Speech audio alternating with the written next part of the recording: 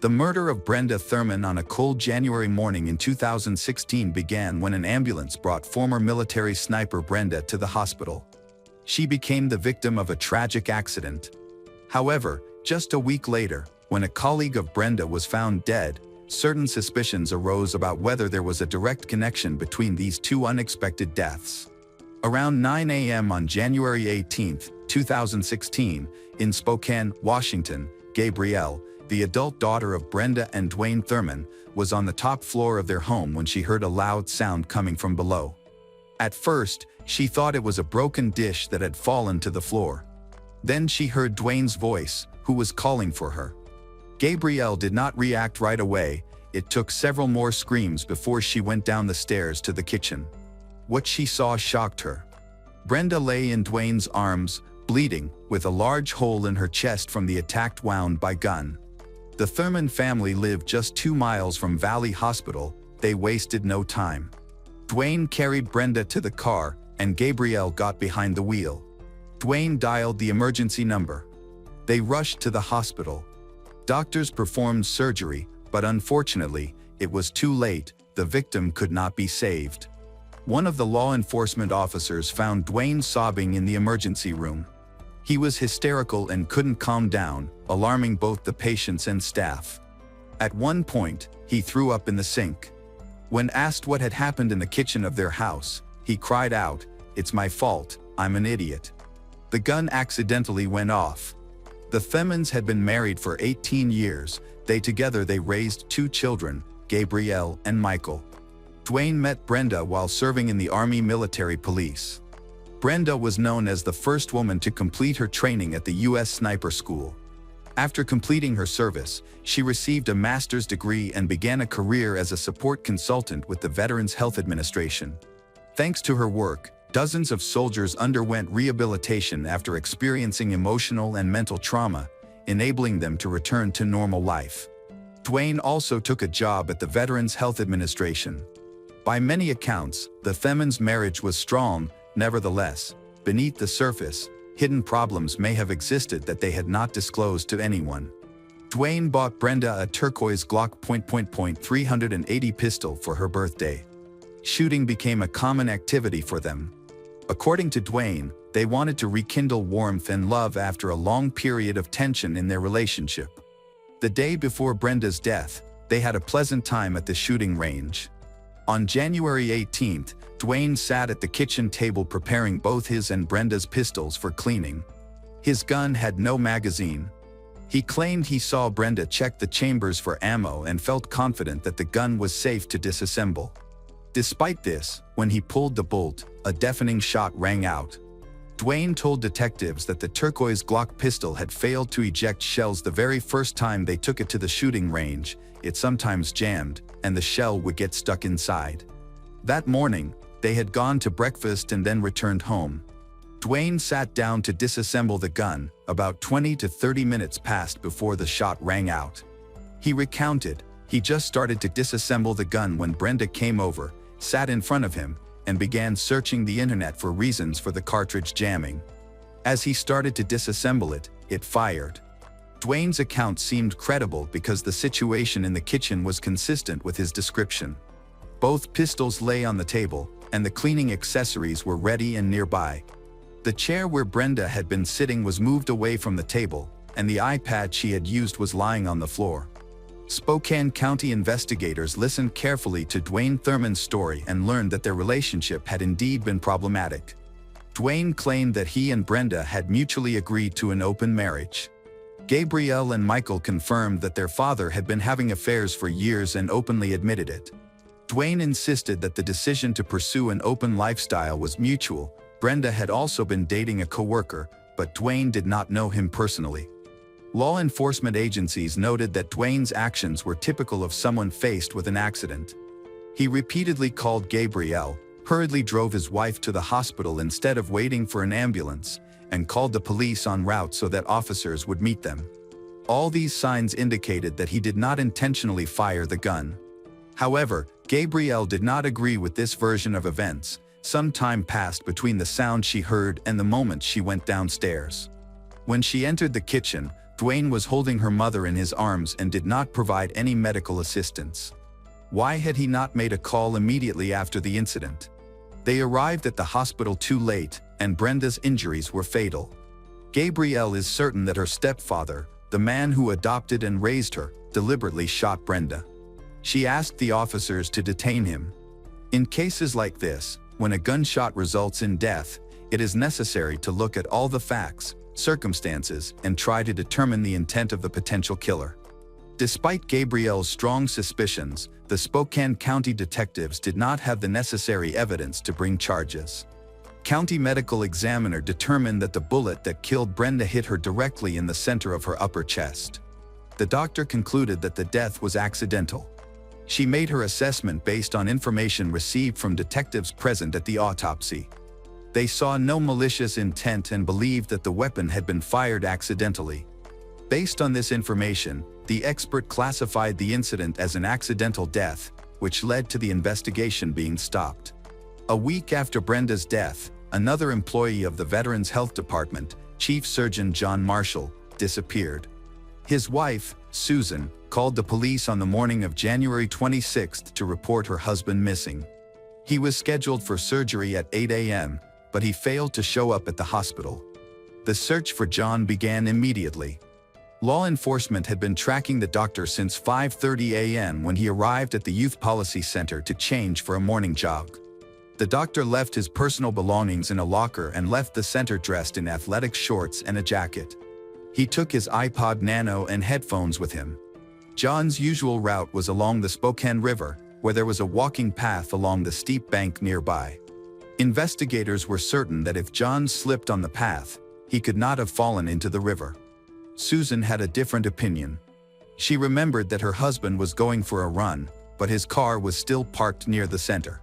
She did not wait for the search to begin near the riverbank. Instead, she gathered volunteers to inspect the area. At 9 a.m. the next day, an employee of an insurance company on the North Bank reported seeing a man's body in the river. Rescue teams went to the scene and soon found John floating near some bushes along the North Bank, downstream from the Monroe Street Bridge. This was the very spot where Susan and her assistants had begun their search the day before. John was found fully clothed, with his jacket folded up. He was floating face up, and this position suggested that he had been deliberately thrown into the water. There was a clear path leading to that place, which was right on the riverbank. A garden hose and a bicycle part were also found in the water. There were no signs that a seizure had preceded his death. Investigators believed that if John had a seizure, it would have been difficult for him to reach the river. It was possible that someone attacked John with the intention of robbing him or harming him out of revenge. However, given his service in the military and in Afghanistan, it would have been difficult to kill John. The police put forth the theory that he could have fallen or jumped from the Monroe Street Bridge. Later, when investigators studied John's biography, they ruled out the take-his-own-life version. In the past, they had faced financial difficulties and solved some family problems, but John never showed signs of depression. Additionally, the surveillance cameras covering the entire length of the bridge never recorded him that morning. Most likely, John slipped in another place upriver and fell into the water. At that moment, he may have been sucked into a whirlpool near the base of the bridge and held underwater for about a day or so, which is about the same amount of time that he could not be found. His body floated up, and the next morning it was spotted from the shore. An autopsy did not reveal the typical injuries that occur from falling from a height in a take-his-own-life, but experts found blunt force trauma to the chest that could have been caused by impact with the water. The death was eventually ruled an accidental drowning. However, all versions were considered, and one of the detectives worked diligently on the case while checking other evidence. In April 2016, the detective stated that he couldn't definitively say what caused John's death, although he had no evidence of outside involvement. Within 1 week, the Spokane VA lost 2 prominent staff members, a consultant and a leading surgeon, both of whom died in tragic accidents. This led some to question whether the events were connected. Initially, colleagues and friends had differing opinions. Some claimed that it was impossible to say for sure whether Brenda and John knew each other, although Brenda was scheduled to transfer to the same hospital where John worked that week. However, others claimed that the two had interacted in the hallways and were most likely in a romantic relationship. After hearing law enforcement's conclusion that John's death was an accident, his wife hired former police detective and now private investigator Ted Pulver. Ted began to examine evidence that had been ignored or insufficiently investigated, which allowed him the opportunity to expose the secret affair between John and Brenda Thurman.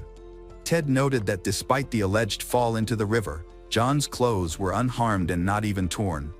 His iPod Nano was in his pocket, and the headphone wires remained intact, hanging from the device into the water. The most suspicious aspect was that it showed no signs of water damage, its screen was intact, and the device turned on and functioned perfectly. This seemed impossible if we assume that the device had been in a whirlpool for more than 24 hours. Additionally, there was no obvious place along the river from which he could have accidentally fallen into the water. John's body had virtually no damage from the water and stones. There was also no water in that location that would lift the body into shallow water. His shoes, socks, and iPod remained in their places. When a person floats down the river, items from their pockets often fall out, and parts of clothing are typically lost while passing through rapids. A person hitting rocks could sustain injuries, yet nothing like that happened to John's body. The detective assumed that during his morning jog, John was the victim of an attack by intruders who grabbed him and carried him to another location, where they waited until the police stopped searching. 24 hours later, he was thrown into the river. The presence of two objects found near the body in the water, a garden hose and a black bicycle frame, suggested that he had been drowned. Susan, like the detective she hired, believed that this theory explained the physical evidence, while the forensic medical examiner did not reach the same conclusion. As an experienced surgeon, she made her own determination based on the autopsy results, believing that the blunt force trauma to John's chest was inflicted before, and not after, death, and that the body had clearly been moved and dumped in the river. She also pointed out a red streak on her husband's neck, which was not mentioned in the medical examiner's report due to the lack of a formal police investigation. In an effort to achieve justice, Susan decided to assist Gabrielle and her brother Michael in filing a civil suit against Dwayne Thurman for Brenda's death. This would prevent Dwayne from profiting financially from his wife's death, including the pension, and more importantly, it would call into question the nature of the original investigation and force law enforcement to examine the gaps in the case in detail. It seemed that the police were in no hurry to act. The turquoise pistol the victim had sent for testing immediately after her death sat in line while the overburdened and under-resourced Washington State Crime Lab worked on other criminal cases. 16 months passed before the gun tests began, and even then, it was only because of the civil suit. The testing revealed nothing significant, after which Dwayne Thurman was arrested and charged with manslaughter. This was not the first-degree murder charge that the family had hoped for, which meant that the authorities were not going to prove that the man had fired the gun intentionally. As a result, Gabrielle's testimony about the alleged murder plan was not presented, and her opinion that he had premeditated the murder went unheard in the courtroom. The trial was very short, lasting only several days. Dwayne voiced his position, recounting the terrible incident through tears and describing in detail the mistake he made in not properly observing firearms safety rules. He assumed the gun was unloaded, but it was not. The jury deliberated for about 2 hours the first day and another 3 hours the next. In the end, they found Dwayne not guilty of first-degree manslaughter, which was a serious charge, he guilty of second-degree manslaughter. In determining the sentence, the judge considered his status as a deputy sheriff in a neighboring county, as well as his military career and many years of experience working as a social worker. Dwayne was sentenced to 5 years, 2 years for the accident and 3 years for using a firearm. Spokane County prosecutor again faced questions about why the complete facts were not presented at the trial regarding Dwayne Thurman's potential involvement in the death of his wife and potential suspicions surrounding Brenda's children. He noted that additional information was not taken into account, most likely because the court focused solely on the negligence surrounding the firearm and not on anything else. However, if there was evidence of intent, why was the charge brought only under the statute relating to negligent homicide?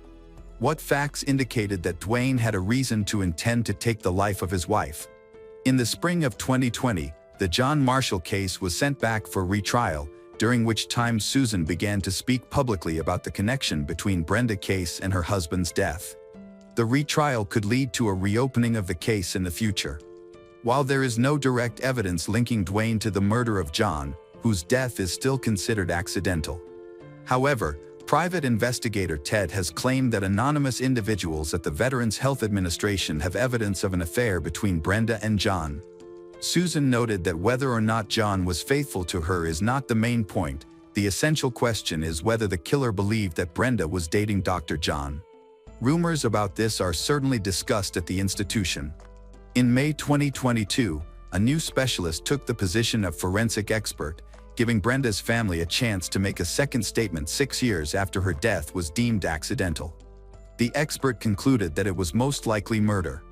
Unfortunately, his decision does not grant the right to bring new charges in this case, as Dwayne Thurman has already been found guilty of second-degree manslaughter and cannot be tried again on murder charges. Dwayne Thurman was released from prison in September 2022, and John Marshall's case remains unsolved. The tragic deaths of Brenda Thurman and John Marshall in January 2016 left Spokane grappling with grief and unanswered questions.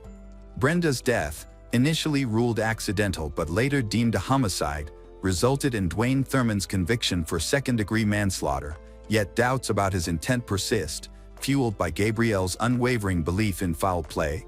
John Marshall's drowning, still classified as accidental, continues to raise suspicions of a connection, driven by unproven rumors of an affair and Susan's relentless pursuit of truth.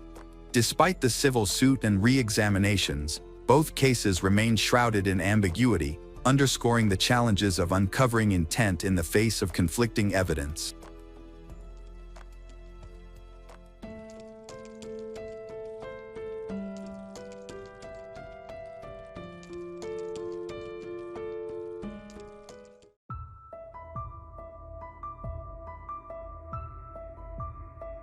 Hello everyone, today we will learn about another case. The case of Carolyn Watson. If kidnapping is not about satisfying the criminal's painful desires, then most often, the attackers seek money. But it is not always that simple. Some frightening actions have a much more mundane nature. Budgeree, in Australia, does not seem like a place where something terrifying could happen. It is a rural and remote area with a population of fewer than 200 people. Located in the peaceful region of Victoria, it is not even marked on all maps. The local community consists of only a few dozen families, and everyone knows each other well. However, this calm and measured pace did not prevent criminal stories from surfacing. The media began to write about the quiet and prosperous life in Budgeree, which changed in 2008 due to an event that made the entire continent shudder. A man named Julian Buchwald, 25, lived there. His family owns a large piece of land in the area. Julian had a girlfriend, 17-year-old Carolyn Watson, who lived in a neighboring town. They had been dating for about 2 years. Even in his younger years, Julian loved to explore the surroundings, especially his plot of land, to satisfy his natural curiosity. The difficult terrain, combined with the abundance of vegetation, offered plenty of opportunities for imagination and exploration. Both Julian and Carolyn continued to live with their parents. Despite dating for 2 years, they were very serious about their relationship. They often discussed the prospects of marriage. Being deeply religious individuals, just like their families, they even visited the local pastor of the church to declare their desire to marry during a Sunday service, where they had first met. Faith played a significant role in their lives. On the morning of March 4, 2008, Julian picked up Carolyn from her home for a picnic. She lived in the neighboring town of Churchill, which was a bit larger, with about 5,000 people. It was located about 20 minutes away by car from Budgeree. After leaving, they returned to Julian's house because he had forgotten some food in the car that could spoil in the heat. They gathered everything they needed and quickly left before it got too hot. Typically, Julian and Carolyn would relax on Julian's family property, where there were plenty of secluded spots that looked picturesque for a romantic outing. However, this time, they decided to venture further to visit a nearby waterfall. Around 3 p.m., they planned to return. Most of the journey went smoothly, but just before reaching the waterfall, Julian suddenly became alarmed. He noticed the carcass of an animal on the side of the road, so he slowed down and stopped at a safe distance around a small bend. He told Carolyn that he wanted to get out to check, as he thought the animal might still be alive and he could help it. This curiosity wasn't unusual for him. Carolyn had gotten used to these quirks and decided to wait for him inside the SUV while following his movements in the rearview mirror. At some point, Carolyn became distracted. When she looked back again, she no longer saw Julian. She assumed he had gone behind the hill or a turn, which is why she was out of view. But after some time, Julian still hadn't returned, and this began to worry her. He always came back quickly. Realizing they were far from the city and in the wilderness, Carolyn was afraid to get out of the car. Her boyfriend's absence increasingly troubled her. Suddenly, she caught sight of something even more frightening in the mirror. A figure darted into view. She saw a man standing next to the car. He looked threatening, fully dressed with gloves, and wearing a balaclava. Carolyn intended to lock the doors of the car, but the stranger had already jumped to her side, opened the door. Before she could react, pulled her out of the car and threw her to the ground. He covered her mouth with tape, silencing her screams, and she could barely resist. Within minutes, the kidnapper had bound and blindfolded her, then shoved her into the trunk of his car. Terrified, Carolyn hoped that Julian would return to save her. However, the kidnapper got behind the wheel and drove away, leaving her alone with her fear. She tried to escape, but the ropes were too tight to loosen. It felt like the trip lasted several hours. Eventually, the SUV came to a stop. The trunk opened. The kidnapper, still wearing a balaclava and gloves, stood in front of her again. He threw her onto the ground, and Carolyn realized she was still unable to free herself from her bindings. Despite her desperate attempts to do so, she had little idea of where she was located, but she saw that there was a dense forest surrounding her. The stranger tore off her clothes, using a knife to cut away her underwear, and then walked away. Carolyn was completely naked, lying next to the car. She heard a sound as if the kidnapper was digging. This noise came from a few meters away. Carolyn realized that she was about to die. She could not imagine what awaited her, but she understood that she would not get out of here alive. The only thing she could do in such a situation was to pray. At that time, Julian's mother and father noticed their absence and that both had left by car. Julian and Carolyn told their parents that they were going on a picnic together but did not specify the location. They were expected to return around 3 p.m., but the clock now read around 5 p.m. While everything could be attributed to youth and passion, Julian and Carolyn was always very responsible, was never late, especially for an extended period. Julian's mother called her son, but he didn't answer. Carolyn also ignored the calls. This was uncharacteristic for them, as they always stayed in touch. A delay of several hours seemed unthinkable, considering that they had not warned anyone that they would be late. The parents inspected the area around the house but found no traces of Julian and Carolyn. A search operation alone on such a large piece of land seemed pointless, so Julian's mother decided to return to the house and wait for them in the driveway. Suddenly, she discovered something strange. She saw a glint as from glass and found a bottle with a note inside that was stuck in the fence mesh. She read it, and its contents horrified her. Some criminal had written that he had kidnapped Julian and Carolyn. The text was full of obscene language. The criminal warned the parents not to report it to the police, otherwise, Carolyn would be burned alive, and Julian would die in agony. The kidnapper spoke of some business he had to attend to, stating that if he succeeded, the children would return home safe and sound, but only if the parents complied with all his demands. This message horrified she. Though she panicked, she was not going to follow the demands of the criminal and reported the matter to the police. Law enforcement officers immediately responded to the call and began to inspect the area, which was rugged terrain with a lot of vegetation. There was much work to be done. Relatives hoped that Julian and Carolyn had secluded themselves in the area since they rarely left Butchery. The family's situation worsened when Julian's relatives found out that both Julian's and Carolyn's families had received ominous notes. The families of Julian and Carolyn and the detectives met to discuss what had happened. Carolyn's father found a similar bottle on the porch of their house, which contained a message insisting that they not contact the police, also threatening to kill Julian and Carolyn. Even worse, he promised to deal with the entire family if his demands were violated. Everyone wondered what could possibly have motivated the hatred toward this sweet couple of young people. Initially, it was believed that that were just a cruel joke. Now the police had two notes, as well as the real disappearance of Julian and Carolyn. Until late in the evening, neither Julian nor Carolyn had made contact. The handwriting in both letters was identical. That means that the two families may have a common enemy. However, no one had the slightest idea who he might be. It was curious that the note contained a symbol that seemed to have an occult nature. Some group that considered Christians their enemies. This was considered a valuable clue, and it was quickly discovered that it was used by a certain satanic cult called the Order of Nine Angles. The history of this organization was checked and found that it had appeared in Great Britain back in the 60s, was actively luring in members in the 70s. However, the cult did not become widespread and did not have a large number of followers. Some of its members were being held accountable for extremist ideology and various threats. As the activists gained notoriety, the group opened branches in several countries around the world. Their ideology included isolating their members from the rest of society.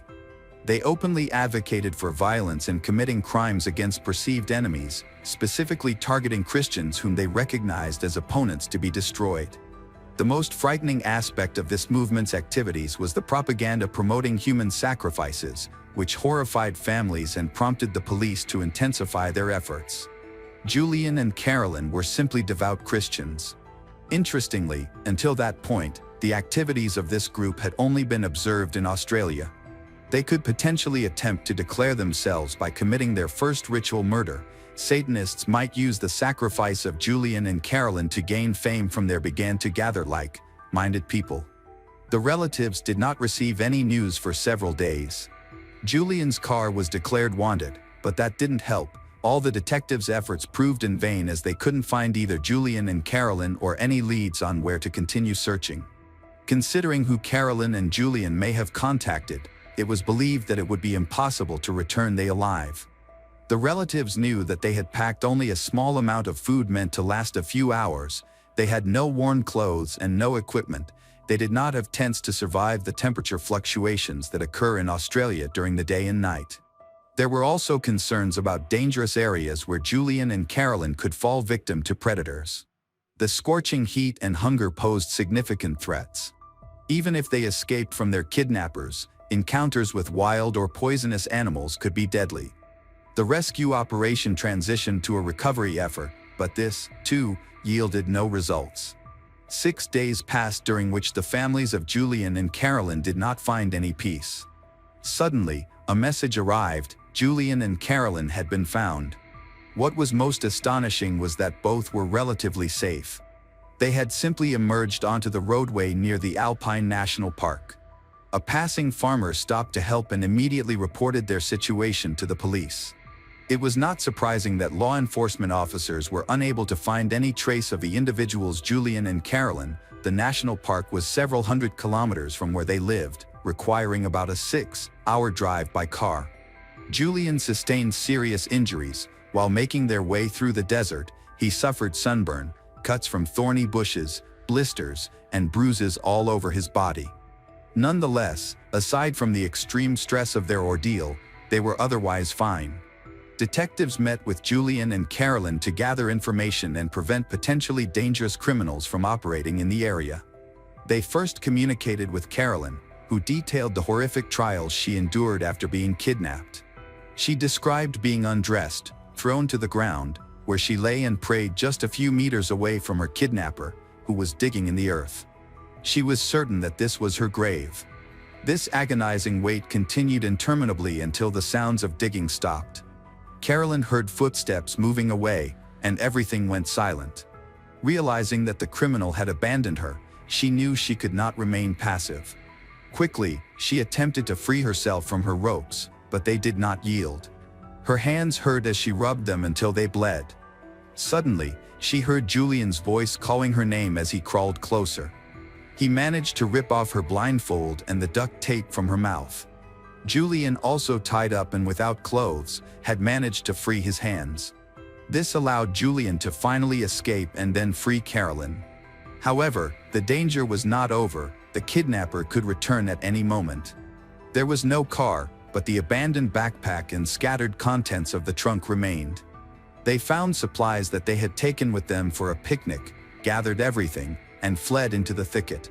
They wanted to get as far away from that place as possible to plan their next steps. Along the way, Julian recounted his story. He approached an animal lying on the side of the road to examine the body, but as he leaned over, he heard footsteps approaching quickly from behind. He didn't have time to react before he was attacked. He was struck on the back of the head hard enough to lose consciousness. According to Julian, when he awoke a few hours later, he immediately began calling out for Carolyn. The criminal was no longer nearby, having escaped in an SUV. Over the next few days, they desperately tried to reach the road, making their way through thick bushes. They risked encountering wild animals. Even the slightest bite from an Australian poisonous spider or snake could be fatal.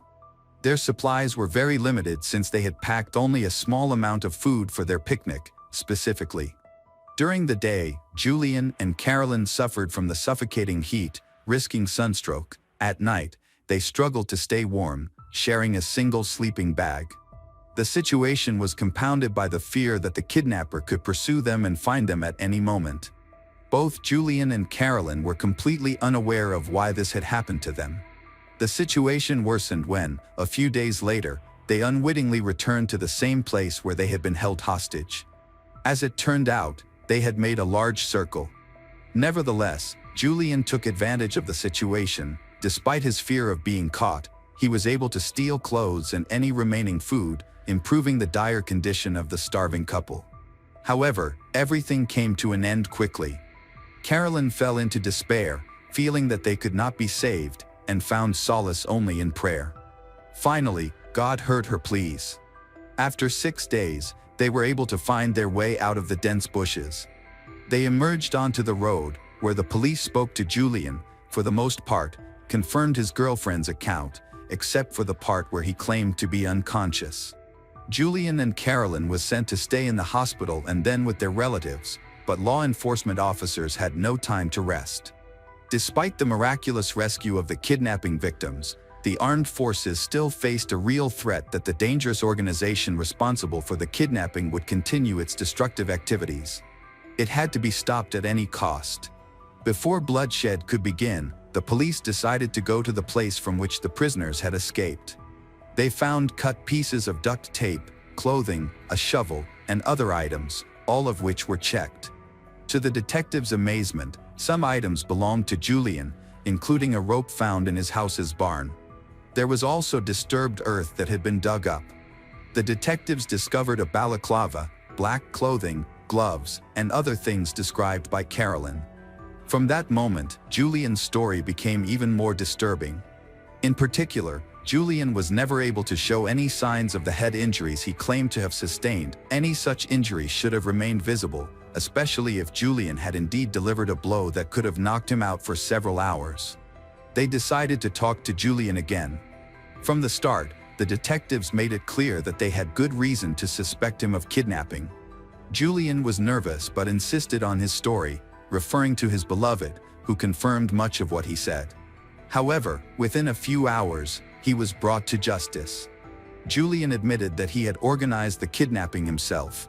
He had bought the items he intended to use for the kidnapping in advance, taking some from home, including items that allowed him to hide his face from Carolyn.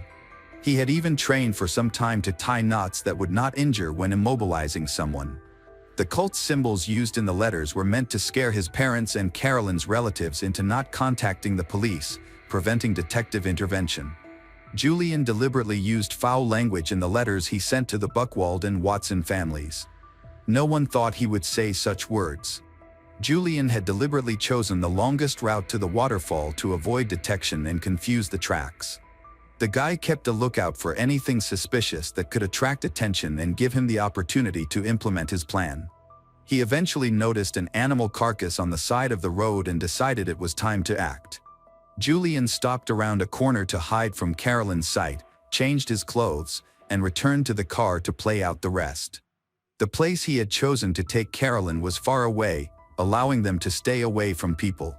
According to him, when Carolyn heard sounds of earth being dug up, he was actually not making a grave but getting rid of evidence. After that, he got into the car and drove away to hide it in the woods, then he returned to Carolyn. Along the way, he got rid of his clothes and wrapped ropes around his hands to make himself look like a kidnapped person. After that, he began to call her name in a weak voice, pretending that he had just regained consciousness after a blow to the head. The kidnapping was carefully planned. He had items that helped they survive this difficult period. Even the fact that they returned to the place from which they had escaped was part of the plan. However, one aspect still remained unclear. Why stage such a spectacle? 22-year-old Julian admitted that he wanted to marry Carolyn immediately. They had already been dating for 2 years, but she did not agree. 17-year-old Carolyn planned to finish school, decide on her future, go to college, get a job, become independent before finally tying the knot and starting a family. At the same time, both were devout Christians who believed in abstaining from intimate before marriage. He did not want to wait so long. He desperately wanted to satisfy his intimate desires, so he staged the kidnapping. He specifically planned everything so that they would both be isolated during their wandering through the dense thickets. Julian tried various tactics to persuade his girlfriend to be intimate. He reasoned that they might not survive this adventure, and it was worth trying intimate. He also convinced Carolyn that in the face of death, they had entered into an alliance in the fight for their lives, which he equated with marriage. Julian even tried to persuade her that they needed to engage in intimate intercourse to keep warm at night, claiming he had read about such a method somewhere. Carolyn was unwavering, continued to refuse, and insisted on her beliefs, convinced that God would save them. Therefore, his plan ultimately failed. Among the items Julian had prepared for the trip, there was a map of the national park. They had not actually gotten lost when Julian realized Carolyn was not going to give up. Therefore, he decided to lead them out of this national park. After Julian's confession, he was slapped by Carolyn, charged with kidnapping and perjury. The trial was scheduled for August 2009. Julian was not held in jail after the trial because his wealthy family posted bail. Julian took advantage of the situation and made another attempt to escape punishment.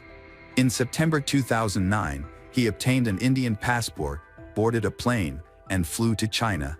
The document was obviously fake but of sufficient quality to fool Australian security services.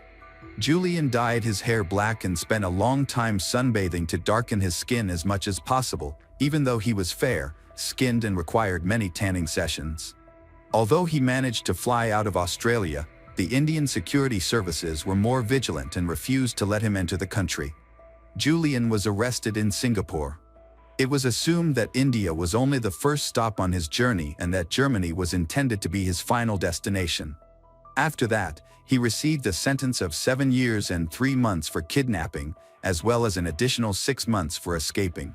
He tried to challenge the court's decision, arguing that it was too harsh, but could not contest the fact that the kidnapping in this incident was a significant issue. In another unexpected turn of events, it was revealed that Julian was originally from Germany. His family had moved to Australia at an early age.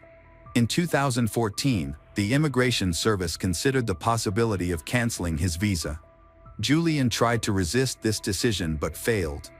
In 2016, he was deported to Germany, ending up in a country where he did not know the language at all.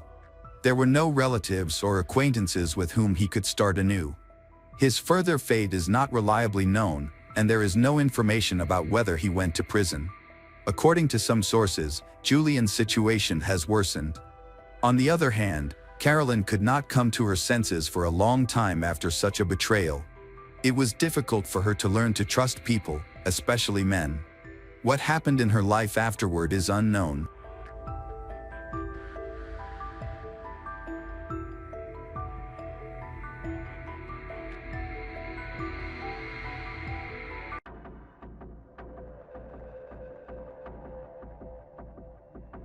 Hello everyone, today we will learn about another case. The case of Gemma Mitchell. In June 2021, a devout Christian, Mi Kun Chong, also known as Deborah, disappeared without a trace. Her friends had no idea what to do in this situation, as it was extremely out of character for her, especially since Deborah was vulnerable, a weak woman who could not stand up for herself. Just when the investigation began to gain momentum, a heartbreaking discovery was made. A long series of CCTV footage led the authorities to a cold-blooded killer. This crime story happened quite recently in the UK and tells the story of one of the first women whose sentencing was broadcast live on television. All happened in northwest London, where 67-year-old Deborah lived in her home. She was born and raised in Kuala Lumpur, Malaysia, but later moved to the Wembley area of the UK in 2004. She lived alone and shared her two-story house with a tenant. Deborah was a parishioner of the Emmanuel Church Center, located about 6 miles from her home. Being a pious woman, she regularly attended church services. Neighbors described Deborah as a cheerful, active, but slightly eccentric older woman who regularly visited her neighbors' houses for tea and company. As Deborah was a believer and a frequent churchgoer, she met many people over the years, which helped her fit in and become part of her local Wembley community. However, not all was well in her life. Unfortunately, Deborah suffered from several mental health issues, was diagnosed with paranoid schizophrenia and acute stress. Fortunately, Deborah had a few people she could rely on, and one of the women she became close to was a 38-year-old named Gemma Mitchell. Gemma previously lived in Australia for 7 years. She was an osteopath who decided to return to the UK in 2015. Her mother and sister lived in Brent, North Wembley, and Gemma stayed with them. Her family was relatively well off. She received a good education and then went to King's College London, where she earned a degree in humanities that included a course in experimental anatomy. During her studies, Gemma proved to be an outstanding medical student and received awards for her knowledge of the human body. Her mother worked for the British Foreign Office, and the family's property in London was valued at approximately $5 million. Unfortunately, the family had recently fallen on hard times. The house was abandoned and in urgent need of repair. Gemma presented herself as a pious person, which was similar to Deborah. They met at the church in August 2020. Unfortunately, Gemma was unable to work as an osteopath in the UK due to the discrepancy between Australian and British practices and found herself essentially without a job. However, to bring Deborah closer, Gemma offered her services as a spiritual healer to help Deborah cope with her mental disorders. It is clear that this could not in any way address Deborah's current problems, as her schizophrenia persisted. By the spring of 2021, she was prescribed stronger medications. The people around her began to notice that Deborah had become more vulnerable and prone to strange behavior. In recent months, she had developed an obsession with Prince Charles and Boris Johnson. It's quite a sad story. Deborah believed that she had a parasocial relationship with Prince Charles and she could talk to him through a video on YouTube. She often set the table for the Prince and Boris Johnson as if they were going to show up at her house at any moment. After sending them several strange letters, she received a referral for psychiatric treatment. After Deborah was admitted to a medical facility for 2 weeks, she was prescribed a new course of medications. Although she did not want to take them, her friends persuaded her to go back. After that, for the most part, Deborah's life returned to normal. Her friends rejoiced with her and looked forward to the summer. However, on June 11, 2021, she suddenly disappeared. On that day, Deborah's lodger began to worry when he could not find her or contact her. Given the current state of her mental health, he knew it would be wise to immediately report this to the authorities. The tenant had seen Deborah the day before, so she could not have been gone for very long. CCTV footage recently confirmed this. The footage showed Deborah walking along Chaplin Road accompanied by her lodger. It is worth noting that Deborah did not walk very well, so if she was on the run, it would have been difficult for her to manage without transportation. As the days passed, it became increasingly obvious that something unusual had happened to Deborah. She had never disappeared like that before. Given her mental health and physical problems, this painted a worrying picture for the authorities. But despite Deborah's silence, some news about her emerged. Gemma informed Deborah's tenant that Deborah had decided to return home to Malaysia to spend time with her family. According to Gemma, Deborah had decided to return home for a year to clear her head. This raised doubts among police officers. To fly to Malaysia, Deborah would have had to present her passport at customs, but there were no stamps recorded on it. No one had seen her leave the house, no local taxi companies had given her a lift, and there was no banking activity indicating that she had used any public transport. Days turned, and there were still no confirmed sightings of Deborah. However, 16 days after she went missing, a discovery was made 200 miles from Wembley. There was a small coastal town called Salcombe. It has beautiful beaches and lovely nature. Many people visit this area as tourists. One woman who came to discover the beauty of new places found much more than she expected. On June 27, 2021, the woman was walking with her family along Bennett Road in Salcombe when she saw a nightmarish scene as she descended the old steps. Nearby lay a decomposing body, and the head was missing. The authorities were immediately called, and upon their arrival, forensic experts found that the body had been dumped along with a church business card and excerpts from the Bible. They soon became known that the body belonged to Mi Kun Chom. Due to the state of decomposition, an autopsy was unable to determine her exact cause of death. However, it could be said with certainty that she was missing her head. Injuries consistent with an assault were found on her body. Pathologists also believed that Deborah had been dead for about 2 weeks, which was consistent with the time of her disappearance. With the case now classified as a murder, investigators stepped up their efforts to find Deborah's killer, and surprisingly, it didn't take them long to find a potential suspect. CCTV footage from around Deborah's home revealed some very disturbing movements. As officers checked all the friends who knew Deborah, they began to focus on her life. Deborah would periodically hold seances in her garden, and Gemma was often with her. Friends reported that Deborah repeatedly mentioned that Gemma and Jesus healed her. These two women had previously been friends, but at least a week before Deborah disappeared, they may have quarreled over money. This theory was taken into consideration by the officers. Working in the field of osteopathy in Australia, Gemma stated on her professional website that she focused on the genetics of anatomy and the dissection of human cadavers. However, after she returned to England in 2015, she was no longer able to continue her professional life as a result of her circumstances. Gemma worked nowhere else, although she lived with her mother in their old family home in Brent. According to eyewitnesses, the rooms were filled with broken furniture and rubbish. Some rooms were impossible to enter. There were boxes and suitcases, freezers full of food, old mattresses, and building materials everywhere. The kitchen was described as very dirty, with various remains of rotting food on the stove and torn food packaging. The second floor of the house was under renovation. The walls and ceilings were unfinished. There was no roof. The bathroom was stained and in very poor condition. Overall, the whole house looked terrible. Maybe this house was the cause of the conflict between Deborah and Gemma. According to the collected messages, to renovate Gemma's family home, Deborah was asked to give her 200,000 British pound, and Deborah promised her this.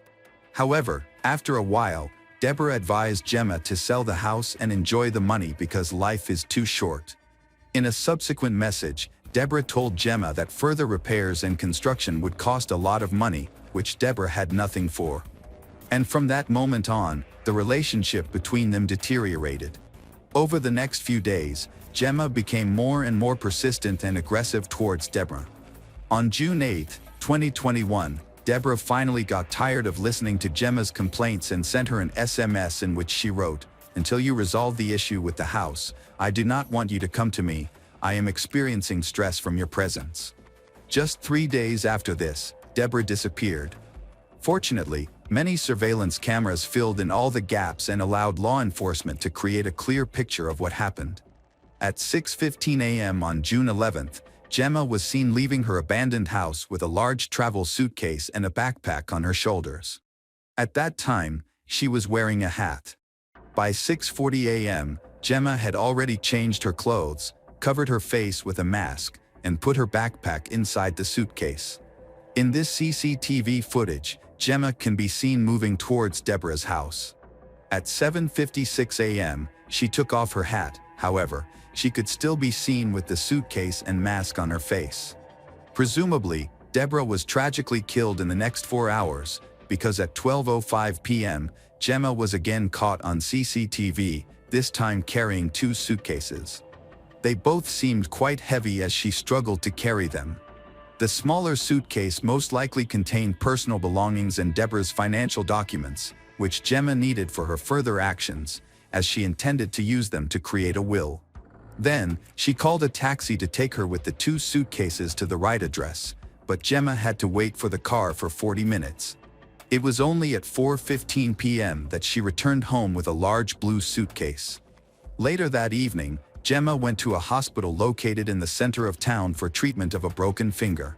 She told the doctors that she accidentally pinched her finger in a door. In the following days, in an attempt to cover up the crime, Gemma sent several fraudulent emails to a missing persons charity, and she sent a message to Deborah's tenant to say that the lady of the house had gone to Malaysia to visit relatives. Now, let's fast forward a few days and see that Gemma is on the move again. On June 26 at 8:05 a.m., a CCTV camera across the road from her house recorded Gemma booting up as she had rented a car from a car rental company the night before. On the way to Salcombe, she stopped at a gas station, where a surveillance camera captured her entering the store. After this, Gemma drove another 200 miles southwest to a coastal town. She parked her car near Bennett Road at about 9:12 p.m., where she found a secluded spot to dump the body. She was seen leaving the area 41 minutes later by the same camera. Now, despite being caught on several surveillance cameras, Gemma thought her plan had worked out well. However, there was one part of her carefully thought out scheme that even she couldn't predict. On the way back to London, her rental car had a ruptured inner tube, so Gemma had to stop at a service station and call a repairman to change the tire. This man still remembers his strange encounter with her. She seemed confused and bewildered, insisted that he not climb into the trunk of her car, not to mention putting a tire in there. Additionally, she wanted to keep the old flat tire.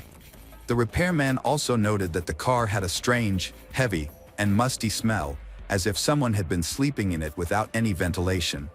Unfortunately, he didn't know this at the time, but the car smelled of death when he had her tire fixed.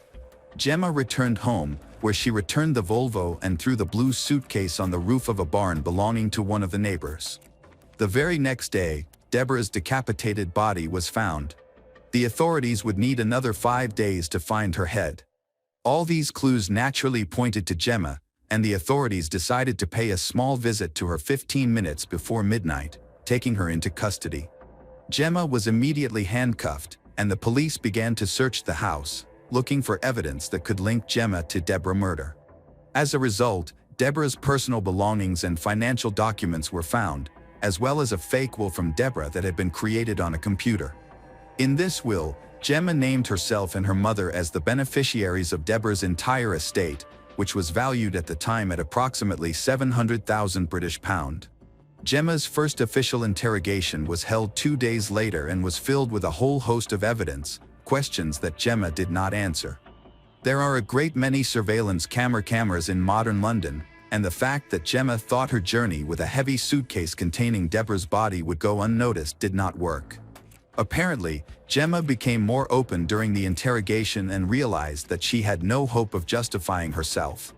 Thus, during the first and subsequent interrogations, she remained silent, refusing to provide her version of events.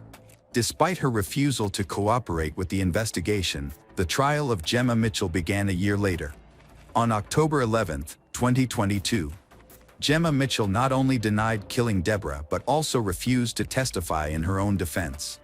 Her defense team claimed that there was no evidence to support the assertion that Deborah's body had been kept in the suitcase and that no evidence of a struggle was found in Deborah's house. Additionally, no weapon was discovered that could have separated the head from the body. But still, the motive for this crime was alleged to be money. The prosecution claimed that Gemma killed Deborah in order to forge a will and obtain money for home repairs.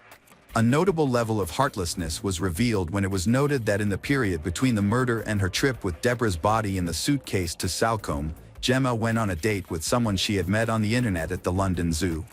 It is worth noting once again that Gemma graduated with a first-class honors degree in the humanities, including a course in experimental anatomy, meaning she had the skills to remove a head from a body, although it is unclear why she did this.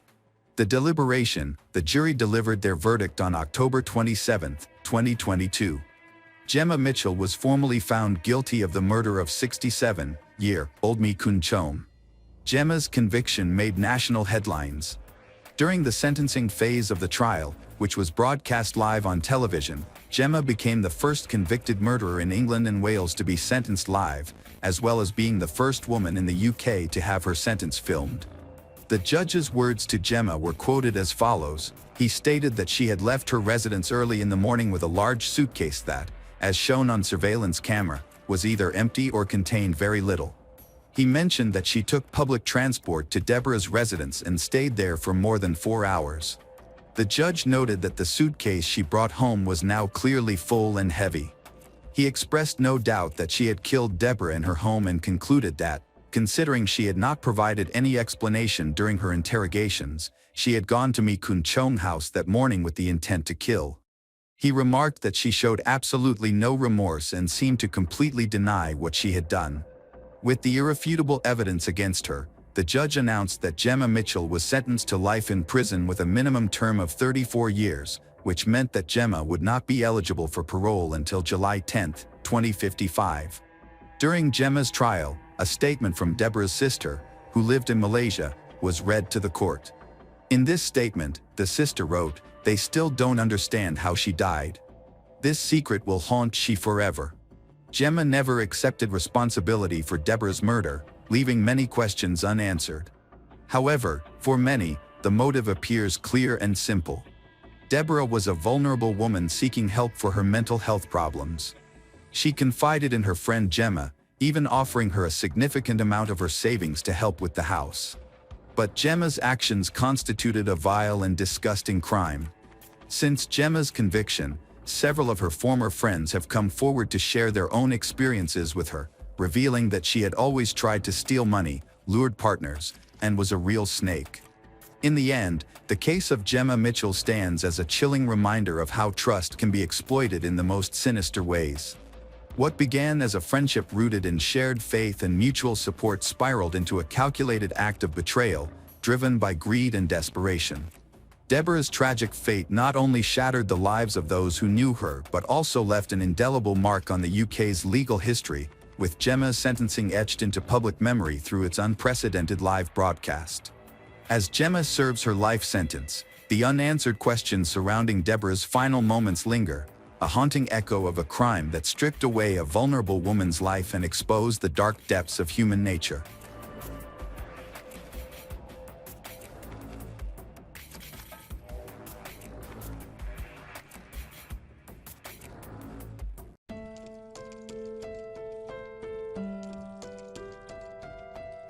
Hello everyone, today we will learn about another case. The case of Jen Carson. James Carson was a typical American in the 80s. He married a girl named Lynn, and they had a daughter named Jen. James was not particularly intelligent, he was more focused on family and children, always treating his loved ones with great love. He was a devoted father, but during that time, the hippie culture was gaining momentum, and James did not shy away from it. He loved to have fun and indulged in the forbidden. Nevertheless, his daughter remembered him as a very caring man who often told her stories at night. James did not work, instead, his more educated wife, who had a decent job, provided for the family. At first, it appeared to be a loving union, but over the years, striking changes began to occur in him. He became increasingly rude and aggressive, bought himself a gun, and periodically threatened his wife with it. Lynn decided it was better to separate after 10 years of marriage. Their 5-year-old daughter Jen was too young to understand what was happening. Most of the events that unfolded remained a mystery to her until she grew older and learned the shocking truth about her father. However, the key character in this story is not only James but also Susan, a woman born into a wealthy family in the 60s. Her father was a highly successful producer who granted her a lavish lifestyle. She could only dream of such a life. She married another wealthy man, resulting in 2 children. However, as Susan's children reached their teenage years, she grew weary of the daily routine and wanted to get the most out of life. Therefore, she began a second secret life, which she kept hidden from her family. Susan became quite dissolute, preferring much younger men with whom she engaged in intimate relationships. One of her young lovers introduced her to banned substance, which had become widespread at that time. This marked the beginning of the end of her idyllic life. It turned out that Susan had not only secret affairs but also mental health issues, which no one had ever addressed. The lack of treatment combined with her reckless lifestyle led to exacerbations of her condition, resulting in regular hallucinations, even when she was in a normal state of consciousness. One day, her husband returned home from work to find triangles drawn on all the walls. Susan spoke of visual hallucinations and showed signs of schizophrenia. Her husband uncovered her little secrets about her affairs on the side and discovered her mental disorders. However, he did not condemn his wife and took the situation calmly. Unfortunately, he was not willing to help her and simply filed for divorce. Given the problems Susan was facing, he easily obtained full custody of their children. This outcome seemed to suit her completely. She did not even attempt to challenge the court's decision. Now she was alone, without her children, and still full of a desire to have fun. Additionally, after the divorce, Susan received a substantial amount of money, which led her to throw a big party at her home, where James also appeared. Susan was almost 10 years older than James, yet he fit her interests. Their acquaintance was intensified by the use of strong illegal substances. Susan's issues escalated to such a degree that she began to believe she was hallucinating. Their meeting coincided with James's divorce, and nothing could restrain the lovers. Several months passed, and their strange relationship was marked by emotional highs and lows. Later, Susan said that she had immediately fallen in love with James and that he became the man of her dreams. He officially changed his name to Michael Bear Carson, and in 1978, they went on a trip to Europe in search of their spiritual followers. Soon, the situation only worsened, as all of Susan's savings from the divorce were spent on banned substances and entertainment. At this time, Michael was under her complete control. They believed in a fictitious religion centered around Susan, who claimed she could see those possessed by demons, distinguish witches, sorcerers, and other dangerous entities. Meanwhile, Michael became a sort of instrument for executing witches. During this period, Lynn fought to obtain full custody of Jen. Lynn succeeded, but on weekends, Jen had to visit her father and stepmother. Jen found herself in a poorly organized home. She was only 4 years old at the time, later recalled entering the house to find it nearly empty, with many trees planted in pots throughout the interior. She described it as a kind of magic forest, as the house held little more than a single water bed for sleeping. From her later memories, weekends at her father's house felt like a horror movie. She did not like Susan, whom she described as a villain from a cartoon. It seemed that her father and stepmother were ignoring her existence. Jen instinctively felt that women should not eat, and later she discovered that she preferred to starve all weekend rather than eat the food offered to her. Despite the difficulties Jen faced, she initially did not tell her mother about the frightening real-life stories that haunted her. Instead, her memories from her early years were often filled with something terrifying. Jen remembered well that Susan considered her possessed by demons, punished her by scratching her back, while her father blindly believed everything his beloved Susan said and supported any punishment. Jen could do nothing to resist the much stronger adults. Susan repeatedly tried to conduct some kind of exorcism right on Jen, and during one of these sessions, Jen's body bore 5 marks resembling claw scars. When Lynn noticed these marks, she was alarmed and wondered what was happening in that house. She tried to ask Jen about it, but because of her young age, it was difficult for the girl to explain. Nevertheless, Lynn still sensed that something was wrong.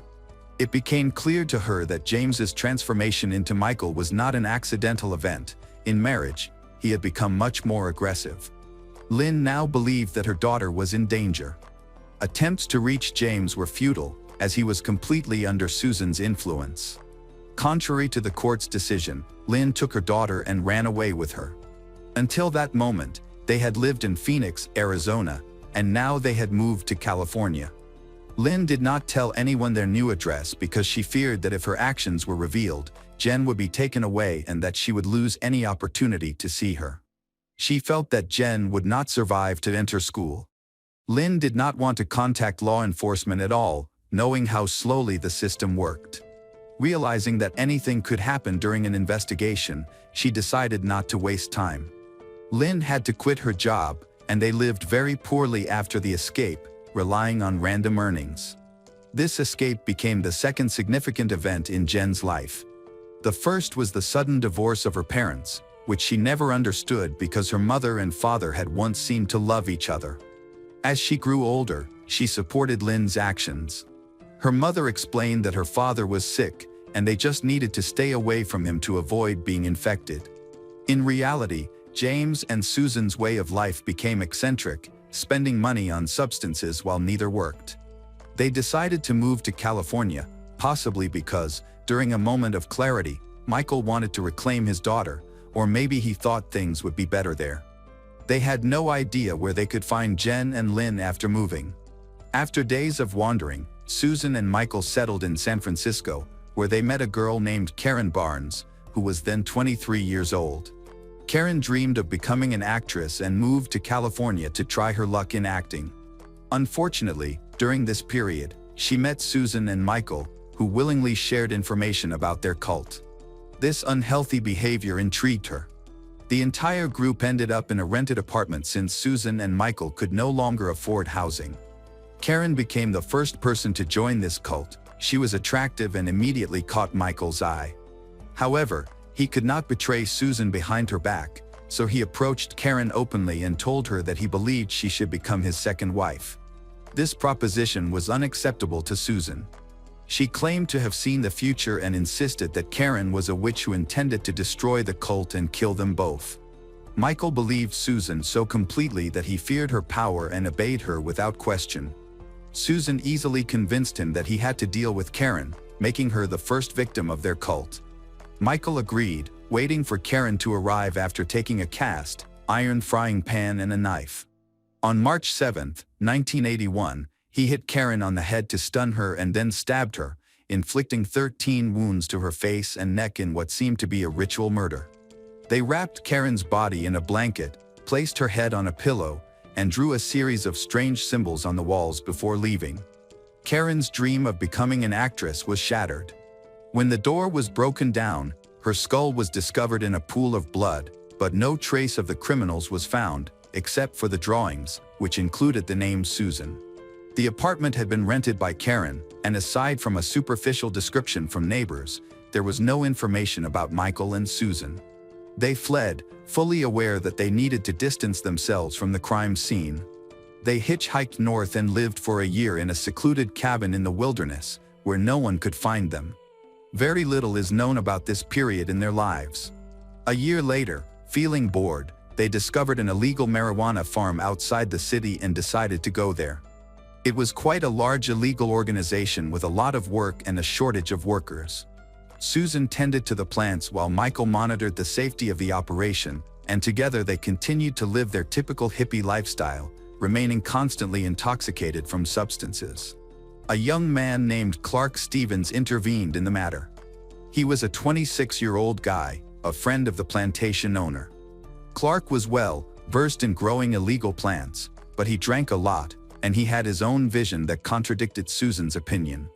Clark took the initiative, began giving advice. Susan did not like how actively Clark was interfering in their activities. It seemed as if he was too arrogant. She turned to her husband, declaring that this man was encroaching on the sacred, putting the profit of their religion below him, which was unacceptable. Susan told Michael that she had a vision in which Clark turned out to be an evil sorcerer. Naturally, this statement automatically became a death sentence for Clark. After Clark's murder, Michael obtained a gun. It is unknown where exactly it came from. In any case, he did not use it at first. He carried it with him to guard the farm. After Clark was dealt with, his body was doused with gasoline and burned. The remains were disposed of by burying them not far from this forbidden plantation in the forest. Later, The date of death was set as May 12, 1982. It is curious that this farm was located no more than a kilometer from residential buildings. In early summer of the same year, one of the families had an outdoor barbecue. They did not go deep into their yard but moved to the far part of a large plot of land. They had a large dog that they let run around. The animal went into the forest, as if attracted by something, and when it returned, the owners noticed something strange in its mouth. When the dog approached the married couple, they discovered it was carrying a part of a human skull. Naturally, the family called the police. Law enforcement officers discovered an illegal farm that had been abandoned in a hurry. No one was there, but a group of young people interviewed by the authorities told of a pair of dirty hippies who had fled the plantation quickly. They fled by hitchhiking again, disappearing into the territory of the states. On May 1983, the area around the plantation was thoroughly searched by a team that went deep into the forest, where they found Clark's burial place and a tourist backpack. Inside, they found various items, a pistol, a fake ID, and also a manifesto describing the program of a cult-like religious organization called Hunt. The most disturbing item was a list of names and surnames of so-called witches and sorcerers that included even popular figures such as Ronald Reagan, the current president of the United States, as well as the governor of the state. The police were particularly interested in two other names, Clark and Karen, who were already listed as killed. In total, the list contained 12 people, consisting of ordinary citizens. However, it turned out to be impossible to establish their fates precisely, as there was nothing specifying either addresses or phone numbers. Due to the possibility of a national security issue, the Federal Bureau of Investigation began a search. During this period of Jen's life, terrible changes began to occur. Her father, Michael, called Lynn and said that he was returning to California and intended to take Jen. Lynn did not give him the address. She was very scared because she could not even contact the police for protection. However, this did not even need to be done because just a few hours after Michael's call, FBI agents arrived at her home. The authorities already knew that Michael was actually James Carson, and Lynn was his ex-wife. Jen was the daughter whom the ex-wife had actually kidnapped. Despite this, they treated Lynn's act leniently, considering all the circumstances and the danger for Jen. The agents knew they were dealing with a very dangerous couple of criminals. In the father's desire to take Jen, they saw an opportunity to catch the killers. As far as the law enforcement officers knew at that time, Susan and Michael were hitchhiking, making it impossible to track their exact location. On May 12, 1983, in the car, a 30-year-old truck driver named John Hellier. A couple of young people who looked harmless were heading to California and picked up a other man. The only space in his car suitable for passengers was the cabin, but with 3 of them in the front, it was cramped. The hitchhikers began to settle inside when they climbed in. Michael saw this and was furious, as he perceived the contact of a mere mortal with the prophetess as a sign of disrespect. Susan supported his opinion. Michael took out other pistol, as the first one was thrown not far from the plantation. The cabin was cramped. John managed to start a fight. They fell out onto the road. Other motorists drove by, some even stopping to help, while Susan shouted to Michael that he had to finish off evil sorcerer. Realizing that a grown man could defeat her husband, Susan took a knife and approached John, stabbing the wounded driver. They run away, leaving John's body on the side of the highway in Napa County. Susan and Michael stole a truck and took off. However, witnesses reported to the police, which led to a big chase. Susan and Michael lost control and drove into a ditch. But they were not going to surrender. A shootout with the police began. The criminals managed to escape again, this time on foot. Susan and Michael then was miraculously detained after John's murder. No one was seriously hurt, and it was time for the villains to face fair punishment. Although there was evidence that they had victimized others on the list, they were not required to confess, particularly to the murders of Karen and Clark. They could only be charged with the murder of John, as there were witnesses and irrefutable evidence. When Susan and Michael were brought in for questioning, they refused to cooperate with the police, demanded the involvement of all TV channels, press, and newspapers. They sought to turn their bloody tale into a major press conference in order to gain fame. Susan insisted that she was a clairvoyant, claiming this would allow them to attract as many followers as she wanted, specifically targeting young people who were as devoted as Michael. Naturally, law enforcement agencies did not want to give such attention to them. As the trial approached, their demands for media involvement were partially met, but not to the extent that Susan had wanted. There were several reporters in the courtroom. Susan claimed that President Reagan was a demon who needed to be killed. Law enforcement managed to extract the names of 2 victims. And Michael confessed to killing Clark, who had worked with them on a plantation of prohibited plants. He also spoke about the failed actress, Karen. Before the trial even began, everything Susan and Michael said seemed like a circus. Susan expressed absurd ideas that were later quoted in various reports. Several books were written about her prophecies, but few people took her claims seriously.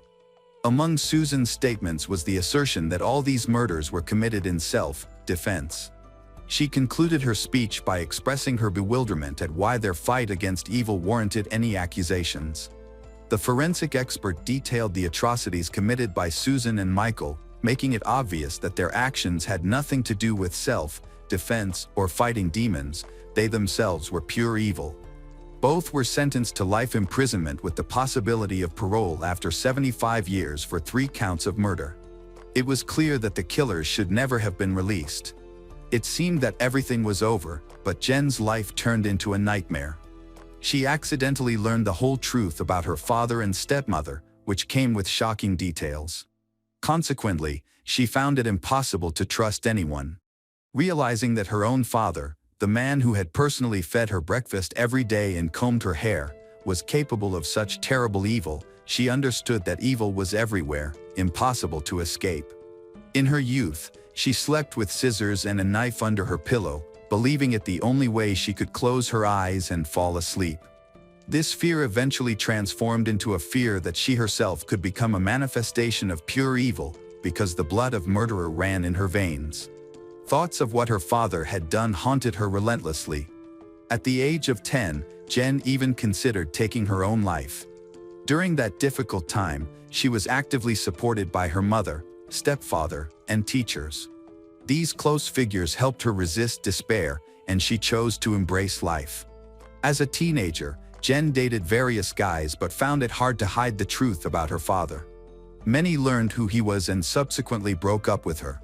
Eventually, Jen concocted a story that he had died in a car accident, yet the truth became unbearable over time, prompting her to confess.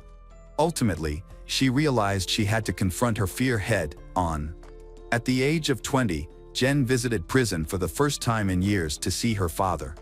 During all this time, he had sent her letters every week, but their content was bizarre. When they finally met, she did not even use the transparent barrier and phone but met him in person. Her father hugged her, and she felt choked with horror as he told absurd stories about the fortune teller Susan. Speaking as though he had last seen her only yesterday, he was completely unaware that he had been locked away for the last 15 years. As she left the visit, she realized he had not changed a bit, nor did he feel guilty. The father who had loved her simply no longer existed. After this encounter, Jen contacted the families of Michael Carson's victims and apologized on his behalf. They all responded in the same way: she was not guilty and should not suffer for her father's crimes. After this, she began to manage her traumas, but her nightmares were far from over. In 2014, a reform of the correctional system was enacted, enabling Susan and Michael to request parole every 5 years. Jen's nightmares returned once again when Michael applied for parole for the first time. Jen was on the commission, but contrary to her previous stance, she argued that he was dangerous and did not regret the crimes he committed. She insisted that if he were released, he would kill again. The next attempt for parole took place in May 2020, but James was again refused. The court ruled that he would have the next opportunity no earlier than 10 years from then, which means in May 2030, when he turns 74, he will try to get out again. The situation with Susan was somewhat different. She also applied for parole in 2015, but her request was denied.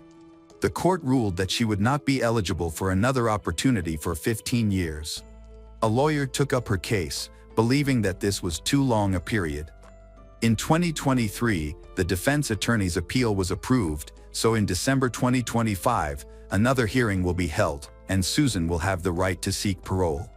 The families of the victims of these criminals, along with Jen Carson, are waiting with bated breath for this moment, praying that the commission will make a negative decision. Jen and her mother, Lynn, are still convinced that the real number of the killer's victims is much higher than 3. Determined to make a difference, Jen decided to devote her life to helping people, particularly those who are contemplating self-harm. For this purpose, she received a doctorate in social work. Now, while helping others, she has found peace. Jen understands that she cannot atone for her father's sins nor bring innocent victims back to life. She can only live her life in a way that brings as much light to the world as possible, and she is committed to doing this.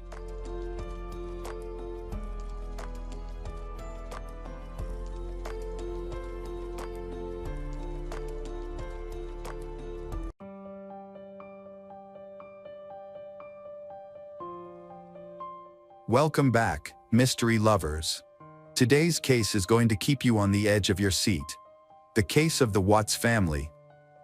Shannon Rozusek, 34, and her husband, Christopher, 33, have 2 daughters, Bella, 4, and Celeste, 3. Both are from North Carolina and met on Facebook. Initially, she did not accept her proposal. When Shannon faced difficulties in her life, Christopher supported her, and their relationship began to grow rapidly from that point. They relocated to Frederick, Colorado, where they got married on November 3, 2012, and decided to start a family despite facing challenges. At that time, Shannon was informed that she might not be able to have children due to her lupus diagnosis, an autoimmune disease. Nevertheless, Christopher reassured her of his unwavering support and encouraged her to accept his marriage proposal. Despite her health issues, Shannon joyfully became a mother and gave birth to 2 beloved daughters, whom she described as amazing and spirited. Shannon then discovered she was pregnant with a baby boy. This news filled her with excitement, knowing how Christopher had always dreamed of having a son. She was thrilled to fulfill his wish and expand their family, and her daughters were also excited about welcoming a new sibling. They even chose a name for the baby, Nico. Shannon was very active on social media, frequently posting updates about her life on Instagram. She shared videos about herself and her children, showcasing family moments, and engaging with various online communities. To outsiders, it appeared that the family led a perfect life. Christopher worked for a large oil and natural gas company, while Shannon previously worked in human resources at a children's hospital. However, her husband's income was not sufficient to cover their living expenses and the mortgage on their large 5-bedroom home with a 3-car garage. As a result, they filed for bankruptcy in 2015 due to high mortgage payments, health insurance costs, and medical expenses. Soon after, Shannon started a new job at an online supplement company.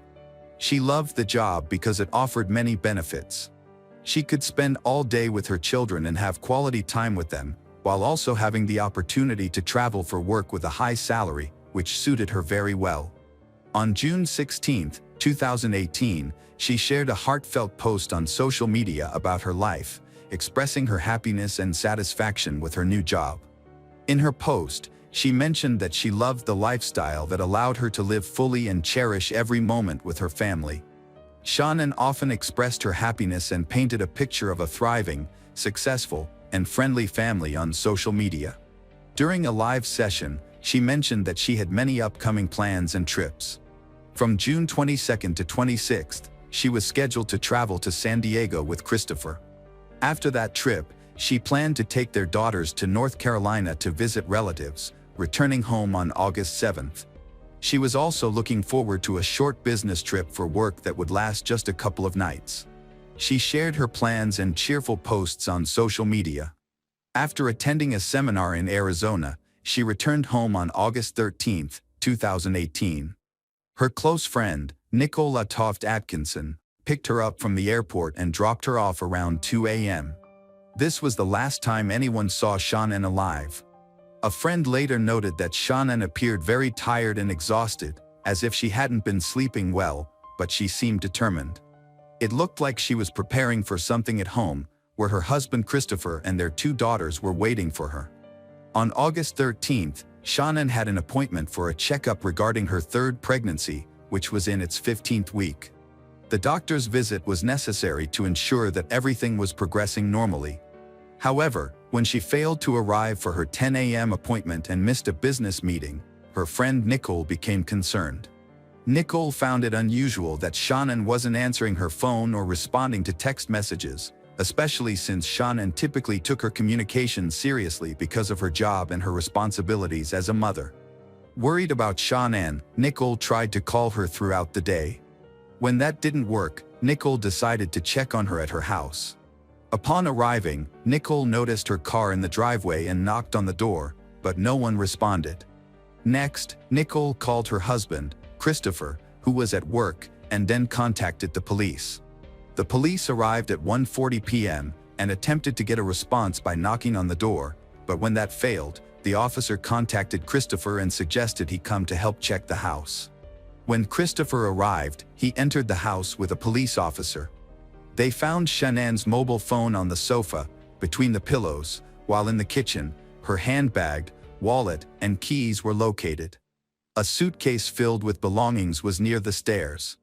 All of Shannon's personal items, including her daughter's medicine, were inside the house, indicating that she had not left. Her car was parked as usual, and the child's seats were still in place. Only Shannon and her daughters, Bella and Celeste, were the ones missing. In missing persons investigations, authorities typically start by questioning the partner or spouse of the missing individual, asking if they have noticed anything unusual, have any information, when they last saw them, or if there was any conflict. This case followed the same protocol, and Christopher was asked such questions. He informed the police that Shannon returned home around 2 a.m., and during an emotional conversation, he told her he wanted a divorce. Both were upset and crying. Afterwards, he went to work.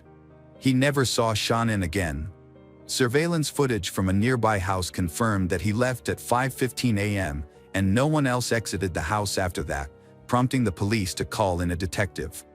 Christopher informed the detective that the timeline of the incident began when Shannon returned home at 1:48 a.m. They had a conversation at 4 a.m., and he left for work at 5:15 a.m. Initially, he claimed that he and his wife had an emotional discussion upon her arrival, which was a minor inconsistency in his story. Over the next 2 days, Christopher gave several interviews to the media about the disappearance of his wife and children, trying to present himself as a genuinely worried father. He stated that his children were his life and that their smiles lit up his world, expressing his sorrow over their absence. That image, however, didn't last long.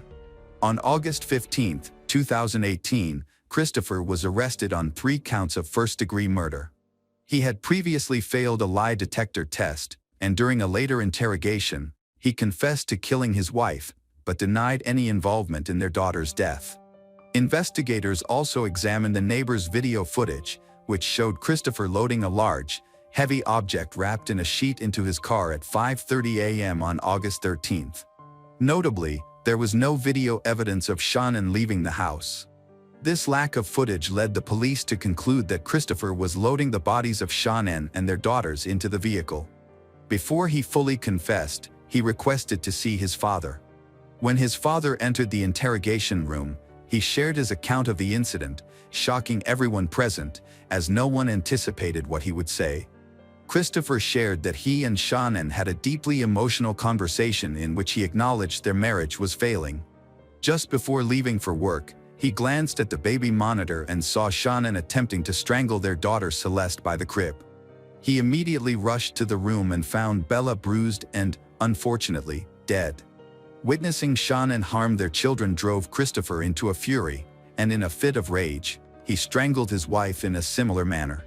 Christopher mentioned that after discussing divorce, Shannon threatened that he would never see their daughters again, seemingly indicating she was about to act on her intentions. Following his confession, Christopher revealed to the authorities where he had hidden the bodies, guiding them to the site near his workplace, where oil tanks were located. Shannon was buried in a shallow grave about 40 miles from their home, while their daughter was placed in the oil tanks, submerged in crude oil. He explained that the tragedy arose because he and his wife had drifted apart, focusing on their children but neglecting their relationship. However, a significant detail later emerged that changed the narrative. Christopher had been having an affair with a woman named Nicole Kessinger, which began while Shannon and their daughter were visiting relatives in North Carolina. Nicole was a contractor at Christopher's workplace, where they met and quickly entered into a relationship. He told her that he and Shannon had mutually agreed to divorce and mentioned that they had 2 daughters, but he did not disclose that Shannon was pregnant with their 3rd child. Later, Nicole mentioned that if she had known about the pregnancy, she would never have spent time with Christopher. Although their relationship was new, it progressed quickly, and Nicole was already planning to marry him. The day before Shannon and her daughter went missing, Nicole had been shopping for a wedding dress. When Shannon and the kids' disappearance captured public attention, Nicole went to the police to disclose her affair with Christopher. She revealed that she had visited Christopher's family home twice at the beginning of their relationship, but her visits were brief. Nicole also believed that financial issues were a motive behind Christopher's actions. She recounted that on the night Shannon was reported missing, she called Christopher and found him in bed, getting ready to sleep. He claimed that his wife was missing, likely because she intended to leave him and take the kids with her. Nicole found it odd that he could sleep calmly under such circumstances. Realizing something was definitely amiss, Nicole decided to inform the police and cooperated fully with their investigation. The authorities suspected Nicole's involvement in the murders, but they lacked evidence to support their claims. It later emerged that Christopher and Shannon had experienced disagreements and emotional distance in recent months, leading Shannon to take an extended vacation with their children to reflect and give her husband space to think. However, despite her cheerful social media posts, her messages to Christopher revealed that their relationship was strained. On August 5, 2018, Shannon wrote to Christopher that she was trying to give him space, but while he was working, he was living like a bachelor. She mentioned that she was at home with their 3rd child, managing their 2 other kids every day, working, and trying to earn money. She said it was hard for him to even send a text saying that he loved her and missed her, and she kept checking her phone, hoping to hear from him. In her letter, she expressed her disbelief that it had been 8 years since they started dating and mentioned that they now had 3 kids. She indicated that they needed to talk. The letter conveyed her feelings of missing him and loving him, emphasizing the importance of working on their marriage. However, she also mentioned that if their feelings for each other didn't align, it would be necessary to discuss it. Shannon remarked that she couldn't understand how someone could fall out of love during the 5 weeks she had been away. Christopher stated that he loved Shannon and was with her not just for the children, but he struggled to understand his own feelings. Shannon later confided in a friend that their relationship had faced many challenges and that they had become incompatible, particularly because Christopher refused to attend couples counseling. During the investigation, prosecutors realized that Christopher desired a new romantic relationship and a fresh start, wanting to escape the burdens of family life and the tensions in his marriage. He was even looking for a new apartment with Nicole. After committing the crime, Christopher was not only focused on finding a new apartment but also hurriedly listed his house for sale. On August 21, 2018, Christopher was charged with 3 counts of first-degree murder, 2 counts related to the murder of a child under 12, 1 count of illegal termination of pregnancy, and 3 counts of abuse of a corpse. To avoid the death penalty, he pleaded guilty to all charges in 2018. On November 19, he was sentenced to 5 life terms without the possibility of parole, receiving an additional 48 years for illegal termination of pregnancy and 36 years for abuse of a corpse. 2 months after the verdict was announced, Christopher disclosed the truth about the incident. He explained that he had not loved Shannon for a long time but was afraid to leave her because he thought she would take their daughters. He met Nicole at work and was the first to approach her, claiming that he was already in the process of divorcing his wife and did not wear a wedding ring. During an argument, Christopher strangled Shannon in their bedroom. The autopsy indicated that she had suffered for a while, suggesting that she had tried to fight back. At that moment, their older daughter, Bella, walked in and asked what was happening. Christopher told her that her mother was sick and needed to rest. He then wrapped Shanann's body in a sheet and carried it to the car. When their daughter began to cry, scared and confused, Christopher lost control and strangled both of them, Celeste with her own blanket and Bella with his hands. He heard Bella's last words, "Dad, no," as she fought for her life. Christopher then disposed of the bodies by taking them to the oil site where he worked, burying Shanann and throwing his daughter's bodies into oil tanks. After the verdict, Christopher Watts was sent to state prison but was later transferred for safety reasons to a maximum security facility in Wisconsin, where he will spend the rest of his life. The judge who sentenced Christopher described the murders as some of the most inhumane and cruel acts that he had ever encountered in his career. Shanann's father labeled Christopher a heartless monster and expressed a wish that the souls of his daughters haunt Christopher at night. He emphasized that Christopher deserves to suffer.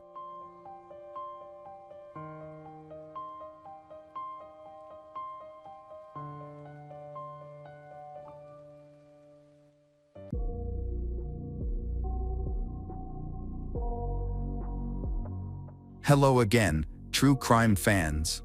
We've got another mysterious case to explore. The case of Valerie Pride.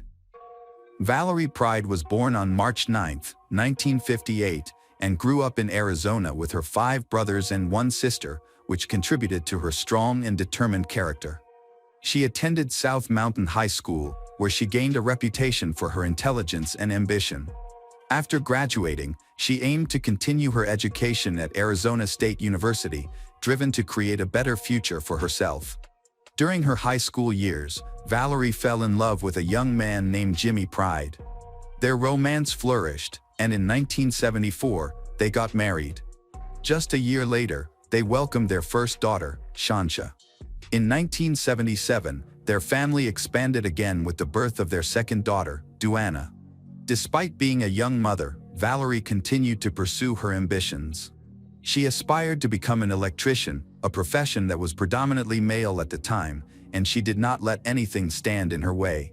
By the time Duana was born, Valerie had been accepted into a job training program sponsored by the United Electrical Workers, a rare and competitive opportunity. She made history by becoming the first black female electrician at the Palo Verde nuclear plant, all while caring for her 2 young children. Her life was a delicate balance of motherhood, work, and being a trailblazer in her industry. However, Valerie faced challenges in her personal life as well. Her marriage to Jimmy eventually ended in divorce. Even so, she remained strong, focusing on her career and her children, and trying to give them the best life possible. After the divorce, Valerie found new love with Ben Daniels, a co-worker at the nuclear power plant. Ben also had children from a previous marriage, and as their relationship deepened, they began planning for their future together. Although they appear perfect on the outside, their relationship is actually unstable. Valerie's sister, Vicki McDonald, revealed that Ben's past was negatively affecting their relationship. Vicki mentioned that Ben would often reassure Valerie that he had everything under control. Despite these issues, Valerie maintained her faith in Ben and their future, and before long, the two took a big step forward in their relationship together. In 1982, Valerie and Ben decided to purchase a new home in a quiet area of South Phoenix, Arizona. This marked a significant milestone in their lives. They selected a newly constructed Spanish-style home, imagining it as a place for a new beginning. Meanwhile, Valerie was finishing her final year of training to become an electrician, nearing a career breakthrough. After her divorce, she had found love again, and now they had a new home to create memories with their daughters. Everything seemed to be going very well. Sometimes, life's most promising moments can disappear in an instant. Just weeks after moving into their new home, tragedy struck unexpectedly. Labor Day weekend in 1982 began like any other for Valerie and her daughters.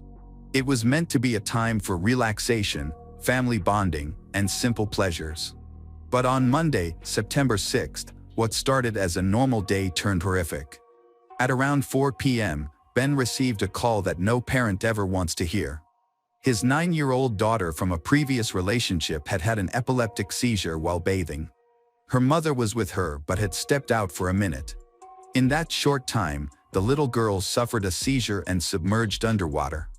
She was rushed to the hospital, where doctors battled to save her, but by the time Ben arrived, it was too late. His daughter had been pronounced dead. While Ben was at the hospital dealing with an unimaginable loss, Valerie and her daughters were at home, completely unaware of the situation. In a time before cell phones, Valerie had no quick way to contact Ben or find out what was happening, so she had to wait for him to call her. Around 9:30 that evening, Valerie spoke on the phone with Ben's brother. This call became her last known contact with anyone outside her home. They spoke for about 10 minutes, focusing on the condition of Ben's daughter in the hospital. During the conversation, there was a knock on the front door of Valerie's house. She informed Ben's brother that she needed to hang up to answer the door, as Ben was not home. That was the last time anyone heard from her. Neither she nor Ben's brother realized that this would be their final conversation. At around 10 p.m., after several hours in the hospital, Ben returned home, exhausted and grieving the loss of his daughter. He just wanted to get some rest. However, as he neared his house, he noticed something was wrong. The front door was slightly ajar, which was unusual, especially in the Arizona summer when everyone kept their doors closed to maintain cool air indoors. Ben carefully pushed the door open and stepped inside, where he saw a horrifying sight: blood everywhere. Valerie and her two daughters, Shansha and Duana, had been murdered. They had been brutally attacked in the living room, just a few feet apart. 8-year-old Shantia and 4-year-old Duana lay lifeless in the living room, their small bodies covered in blood. Valerie was also found dead near the kitchen, her body soaked in blood. The home they had just moved into, where they hoped to start anew, had turned into a scene of unimaginable violence. Ben's screams echoed through the night. Overwhelmed with grief, he collapsed, crying out so loudly that neighbors rushed outside to see what was happening. Unable to help, the neighbors called the police, as Ben was too devastated to do anything but mourn. For any parent, losing a child is an indescribable pain, but returning home to find one's entire family slaughtered is simply beyond comprehension. When the police arrived, even the most experienced officers struggled to comprehend the scene before them. Many described it as the most horrific crime scene they had ever encountered. Blood was everywhere, covering the floors and walls. Shansha and Duana were discovered huddled together in the living room near a love seat, still in their pajamas, which suggested that they were preparing for bed when the attack occurred.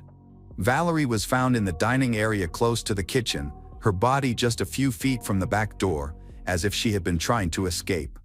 There were no signs of forced entry at the crime scene, indicating that the killer either had permission to enter or managed to get in without breaking anything. The police began to consider a disturbing possibility when they learned about a knock at the door during Valerie's last phone call. The person who knocked might have been the one responsible for the horrific crime. Furthermore, it was revealed that the suspect had not stayed in the house after the murders. They exited through the back door and jumped over the fence, vanishing into the night.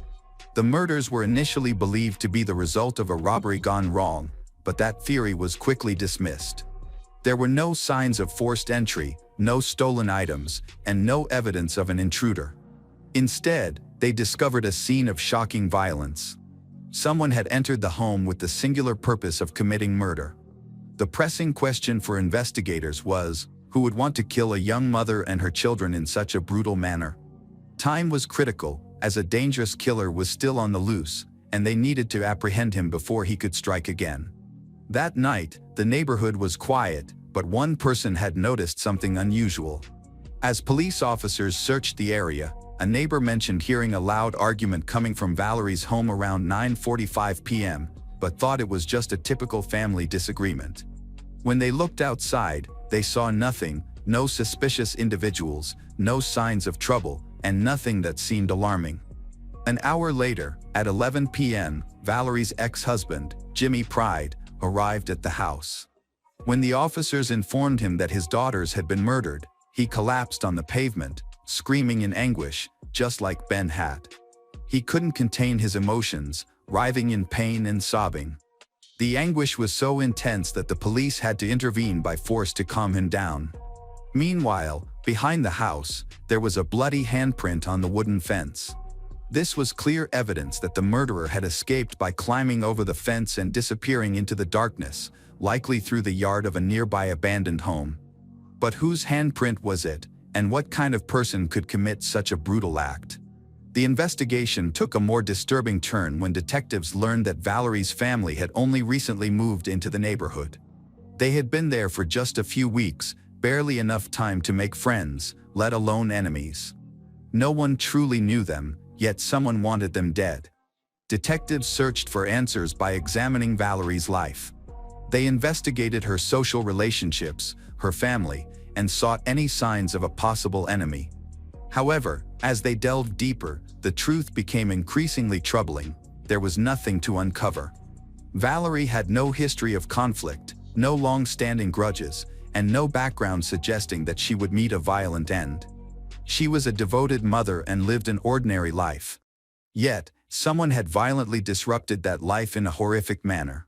Autopsies revealed that both Valerie and her two daughters, Shansha and Duana, had been attacked multiple times.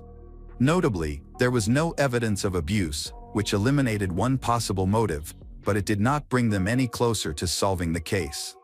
With each passing day, the investigation stalled, unanswered questions continued to accumulate, and the town was left in a state of fear.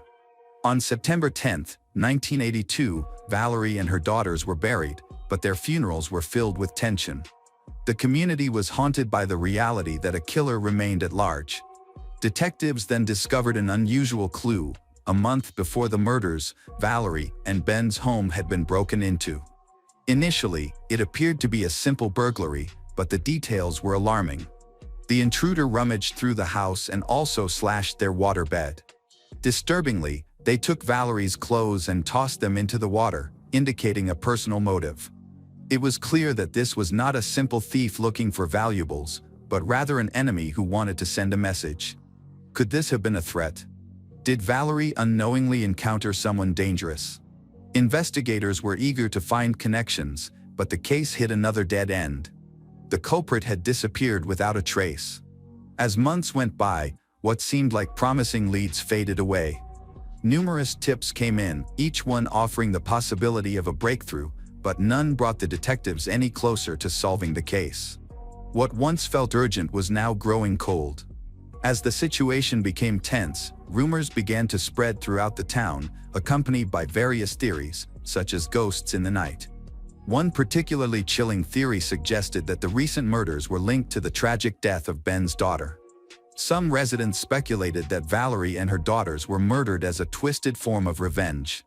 Ben's 9-year-old daughter had died in an accident, leading some to believe that someone held Valerie responsible for it. However, investigators later clarified that the girl had suffered an epileptic seizure and had drowned, with the autopsy confirming that there was no foul play involved. Despite this, rumors continued to thrive, contributing to the growing anxiety in the town. As the one-year anniversary of the murders approaches, detectives have not yet found any new leads.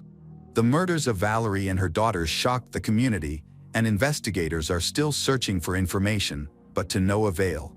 Valerie's Union and the Silent Witness Program have offered a $2,000 reward, yet no significant evidence has been uncovered so far. In August 1983, the case took an unexpected turn. Police announced that a suspect had been arrested, and the news quickly spread throughout the town, raising hopes that justice would be served. What surprised everyone, however, was that the suspect was only 14 years old and still a high school student.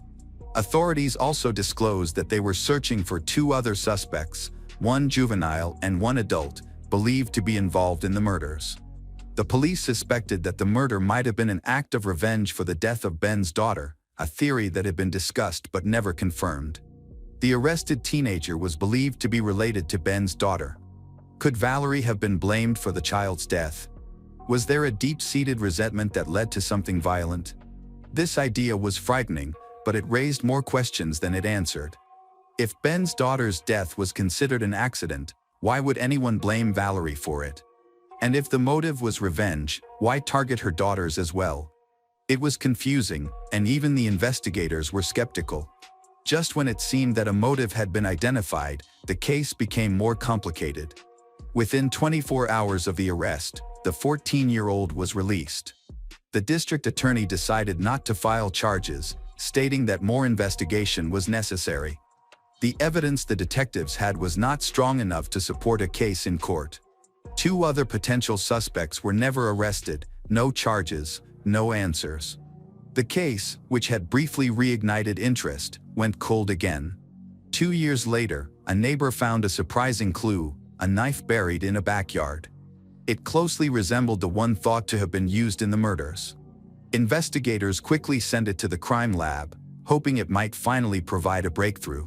But once again, optimism turned into disappointment. The knife was tested for DNA, but there were no matches, no evidence linking it to Valerie, Shansha, or Duana. It was yet another dead end in a case that continued to be a mystery. As the years passed, the detectives never gave up on the case. They meticulously reviewed every piece of evidence, interviewed over 1,000 people, and followed every lead, but they still couldn't identify the killer or their motive. By 2012, investigators admitted that they had exhausted all possibilities and needed the public's help, believing that someone had vital information. They were convinced that this was a deeply personal crime. The perpetrator had entered Valerie's family home with the sole intention of committing murder. Now, more than 40 years later, the case remains unsolved. The brutal murders of Valerie, Shansha, and Duana continue to haunt the community, leaving an emotional scar that won't heal. Investigators think that someone close to Valerie might hold the key to the truth. But how could someone capable of such brutality carry on as if nothing had happened? Do they feel remorse? Do they ever worry about being caught? Or have they convinced themselves that they got away with murder? In recent years, advancements in forensic technology have allowed detectives to revisit the evidence. DNA collected from the crime scene has been submitted to a national database, raising hopes for a breakthrough. However, even if the killer is eventually identified, no explanation will ever make sense. Nothing can justify the horrific act of killing an innocent mother and her 2 young daughters. This crime epitomizes senseless violence. Valerie, Shansha, and Duana did not deserve what happened to them. Regardless of how much time has passed, one thing is clear: those capable of such a terrible act must be held accountable. Valerie Pride's life was a testament to resilience, ambition, and a profound love for her 2 daughters, Shansha and Duana. She was determined to pursue a stellar career as the first Black electrician at the Palo Verde nuclear power plant and to build a new life with Ben Daniels in South Phoenix. However, on Labor Day weekend in 1982, her family's dreams and future were brutally snatched away in a horrific act of violence. More than 40 years later, the mystery of who killed them and why remains unsolved, leaving a lasting pain in the community. Despite advances in forensic science, nothing can erase the tragedy that claimed the lives of an innocent mother and her 2 young daughters.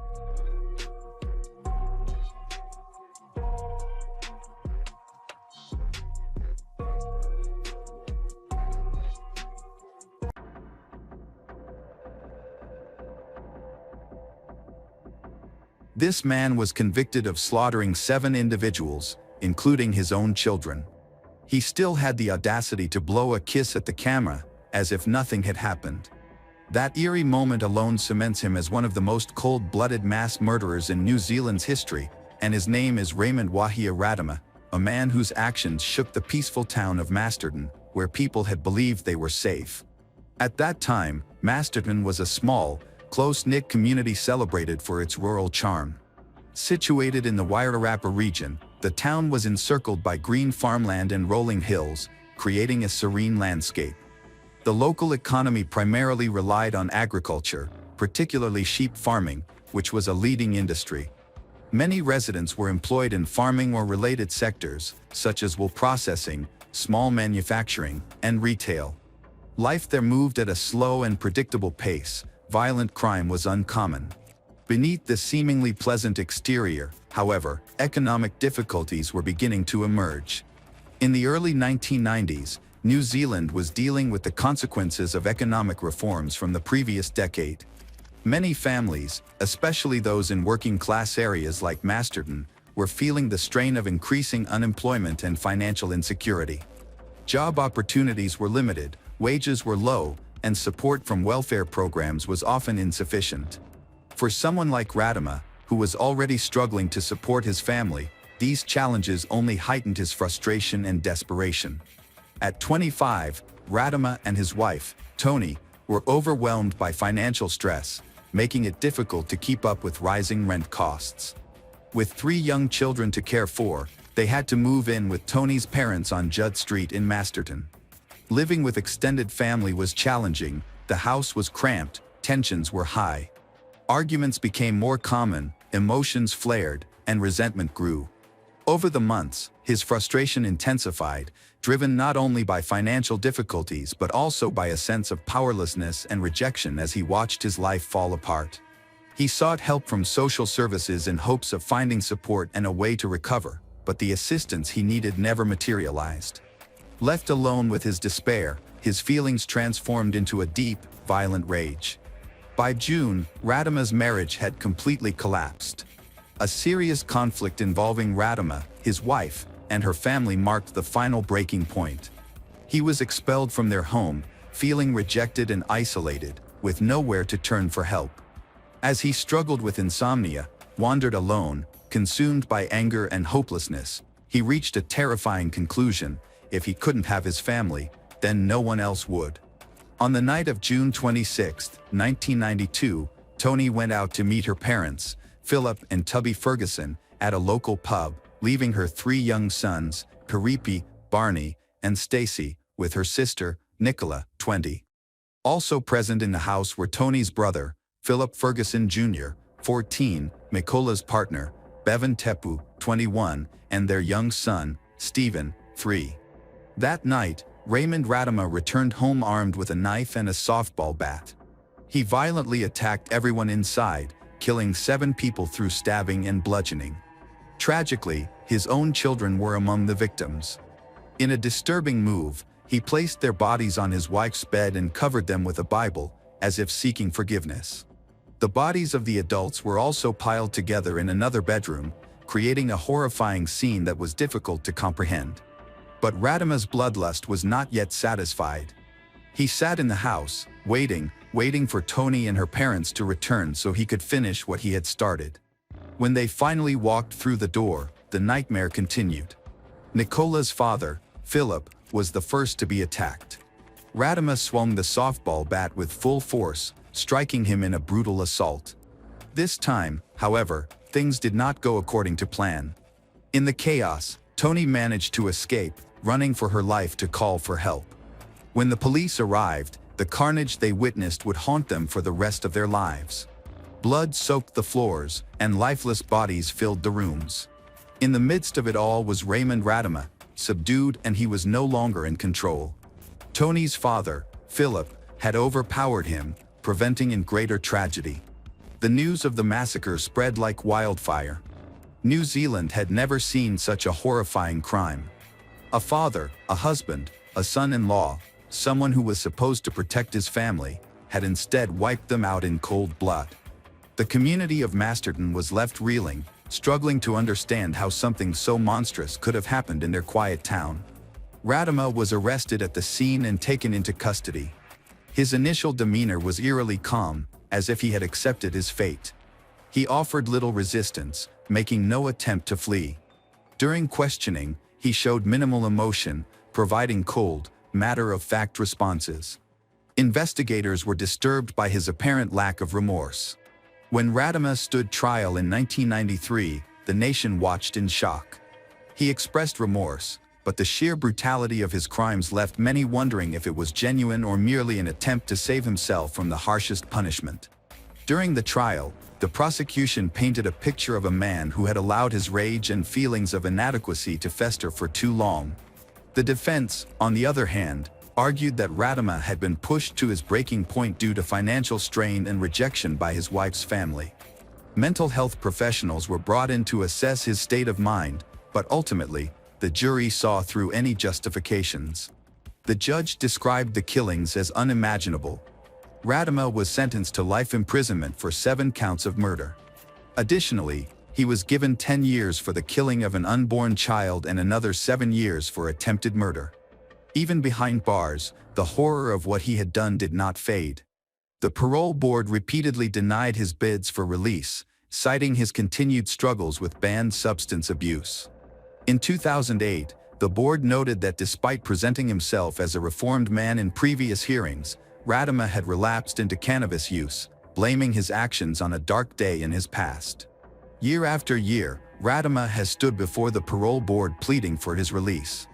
He insists that he has changed, that he has grown, and that he is no longer the man he was when he committed those horrific crimes. Yet, each time, the board has denied his requests, stating the same concerns: his psychological state, his risk to society, and his lack of true remorse. It has now been more than 30 years since Radama was sentenced, and despite numerous parole hearings, the board remains unconvinced that he is fit to re-enter the world outside prison walls. Radama has been denied parole not just once or twice, but a total of 14 times. His repeated attempts to gain freedom have been met with the same result. His lawyer, Roger Eagles, has now taken a different approach, claiming that there is potential bias in the parole process. Eagles argues that one of the parole board members, Professor Phil Brynd, had previously prepared psychological reports on Radama in 1992, and his involvement in the current parole decisions could create an unfair assessment. He points out that Brynd is the only person on the board who has had extensive personal interaction with Radama, which could lead to preconceived judgments rather than an objective evaluation of Radama's progress over the past 3 decades.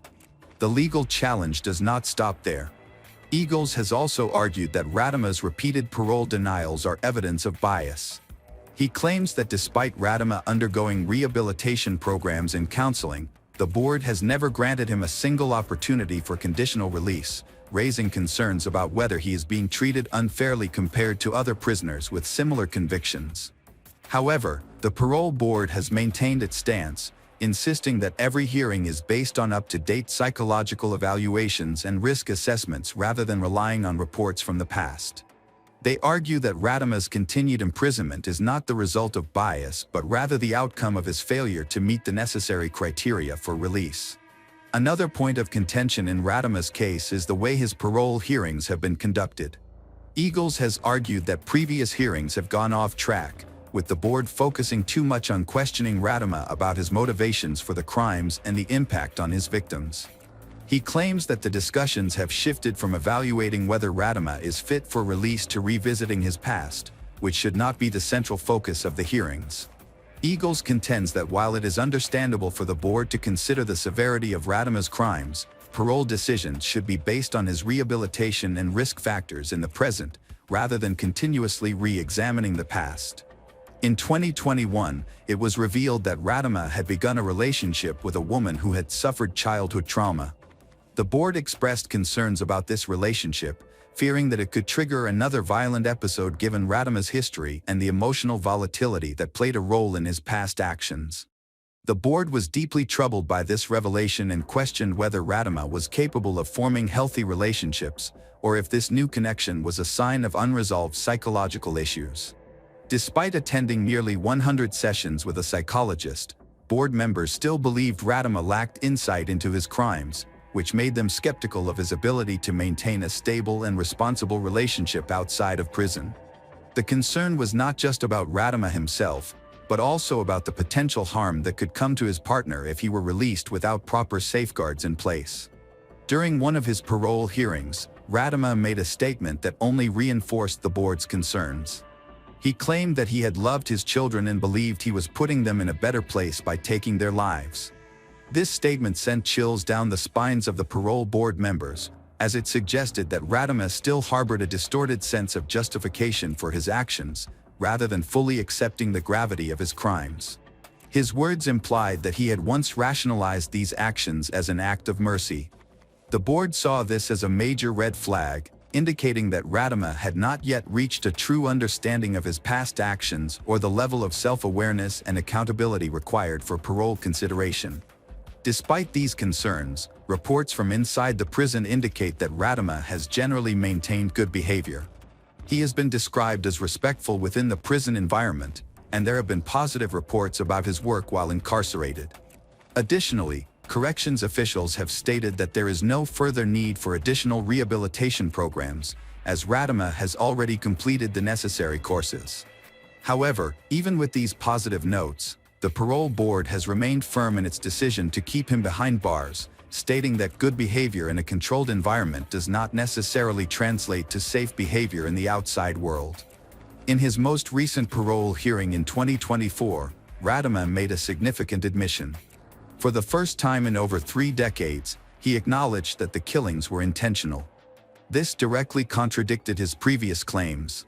While this confession marked a departure from his earlier statements, it still failed to provide clarity on the most crucial question: why? Despite finally admitting his intent, Radama refused to explain his motives. During the hearing, he expressed deep regret, stating, "I was a very selfish man for what I did. All I can say is that I really regret wholeheartedly the decision that I made in order to kill all those many children and adults. I hate myself for what I've done." However, the parole board remained skeptical. They pointed out that his changing narrative over the years only raised further concerns about his credibility. Given his history of inconsistent explanations, the board questioned whether this newfound admission was genuine or simply another attempt to manipulate the system in his favor. The victims' families continue to oppose his release, maintaining that Radama has never fully explained his actions or shown true remorse to them.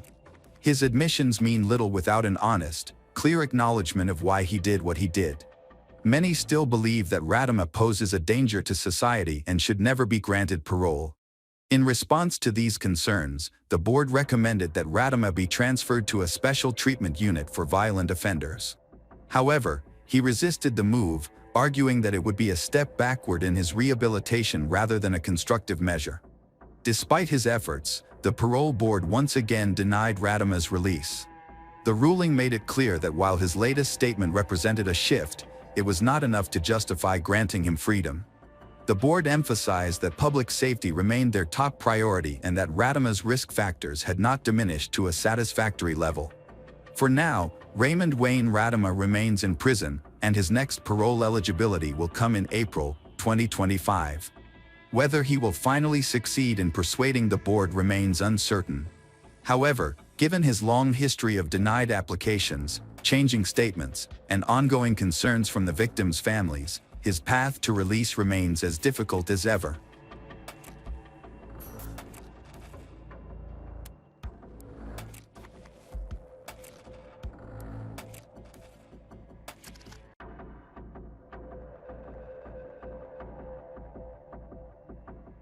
On a quiet Saturday evening in West Hollywood, an awful incident occurred inside an apartment just a few blocks from the busy city streets. Despite the calmness, no unusual sounds, no loud arguments or cries for help, but behind that door, a disagreement escalated into a serious situation. When police and firefighters finally entered the apartment, they were stunned by what they found, even experienced officers. What really happened that night? Kirtland Ma was born on December 24, 1979, in Scottsdale, Arizona, in the eastern part of Maricopa County. He was the youngest of 2 sons of Danny and Peggy Ma, a Chinese-American couple. Kirtland grew up in a loving and peaceful environment. He was a deeply cherished child, especially by his maternal grandparents, Wing Doi Jimmy and Ellen Lee. With his friendly demeanor and constant smile, he had a natural charm that endeared him to everyone, making his grandparents feel incredibly fortunate to have him as their grandson. Kirtland showed early academic potential in elementary school, but it was in high school that his passion for learning really blossomed. He was not only a talented student but also had a strong curiosity that drove him to seek knowledge beyond what was taught in classes. After regular school hours, he took advanced mathematics courses at another institution, aiming to push himself further. One day, while heading to one of these extra classes, he met a girl his age from a different school. Their brief conversation left a lasting impression. She was drawn to Kirtland's kindness and sense of humor, and he felt the same way. From that point on, they became very close. During their junior year, they both transferred to the same school in Phoenix. Soon after, she worked up the courage to confess her feelings for Kirtland, believing he was her soulmate. She shared her deep love for him, but Kirtland, although considerate, did not feel the same way, he viewed her more like a sister. This left she heartbroken, but eventually, she recognized the value of their friendship and chose to cherish it instead of dwelling on unrequited love. Meanwhile, Kirtland focused even more on his studies, which led him to excel academically and stand out among his peers. In 1997, Kirtland took a standardized school assessment test, an important exam in the U.S. used to evaluate students' reading, writing, and math skills, which is often crucial for university admissions. His score was nearly perfect, earning him the distinguished title of Presidential Scholar, an honor for the country's top students. Kirtland was dedicated to his studies, but he also believed in leading a balanced life, which led him to compete in tennis. He frequently participated in city tournaments, many hosted at local universities, highlighting his versatility and discipline.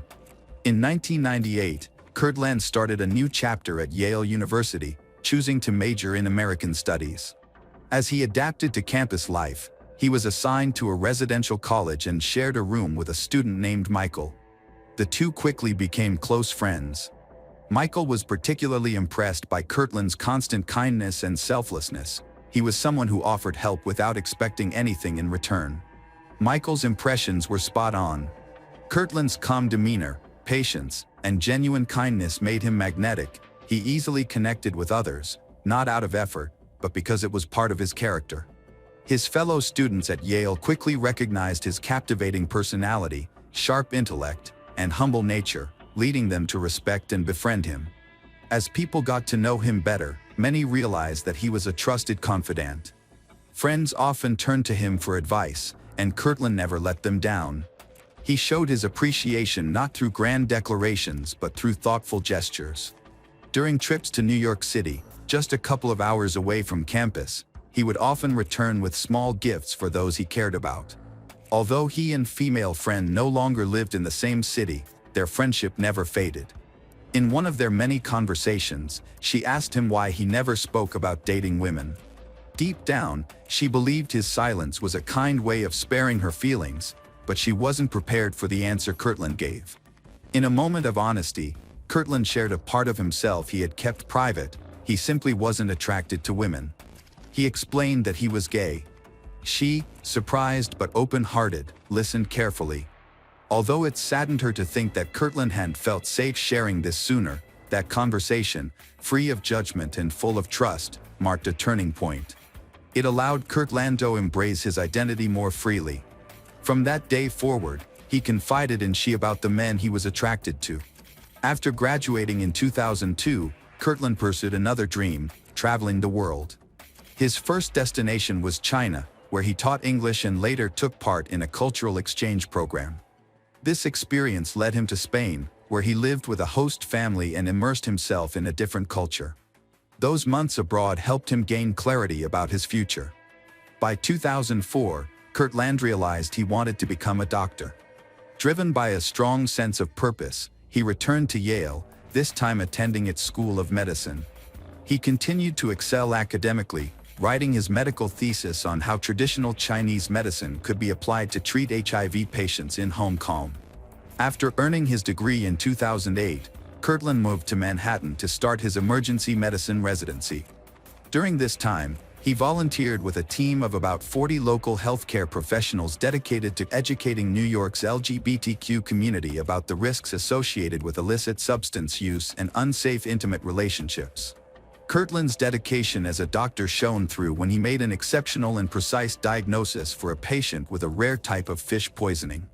This case was significant enough to be featured in an article in the New York Times. Outside of his medical career, Kirtland enjoyed a lively social life, attending various gatherings and events when his schedule permitted. It was during one of these social outings that he met Andre Davids. Born in 1977 and a native of New York, Andre was very close to his sister. Unlike Kirtland, who was outgoing, Andre was more introverted. At that time, Andre was undergoing medical treatment, but the details of his condition were kept private. What was known was that his treatment involved medication that could potentially interact dangerously with other substances. Despite their differing personalities, Kirtland and Andre quickly felt a strong attraction to each other. What began as a friendship soon blossomed into a romantic relationship. Even though Kirtland was open about many aspects of his life, he chose to keep his relationship with Andre private for a long time, even from his closest friends and family. By the time he completed his medical residency, he felt it was time to take a break from the pace of New York City. Longing to reconnect with his family, Kirtland returned to Arizona in July 2012. He temporarily moved in with his parents, Peggy and Danny. Grateful to be home again and the support of his loved ones, Kirtland shared his happiness on social media. Soon after, he began working at 2 hospitals in the Phoenix metropolitan area. Though miles apart, his bond with Andre remained strong. He also kept in touch with his friends in New York, often reuniting with them during visits, whether they came to Arizona or he traveled east. Eventually, Andre began accompanying him on these trips until, in 2013, he decided to move to Arizona permanently to be closer to Kirtland. That September, Kirtland posted a photo of the 2 of them together online, making their relationship public for the first time. The revelation surprised some friends, but they warmly welcomed Andre into their circle.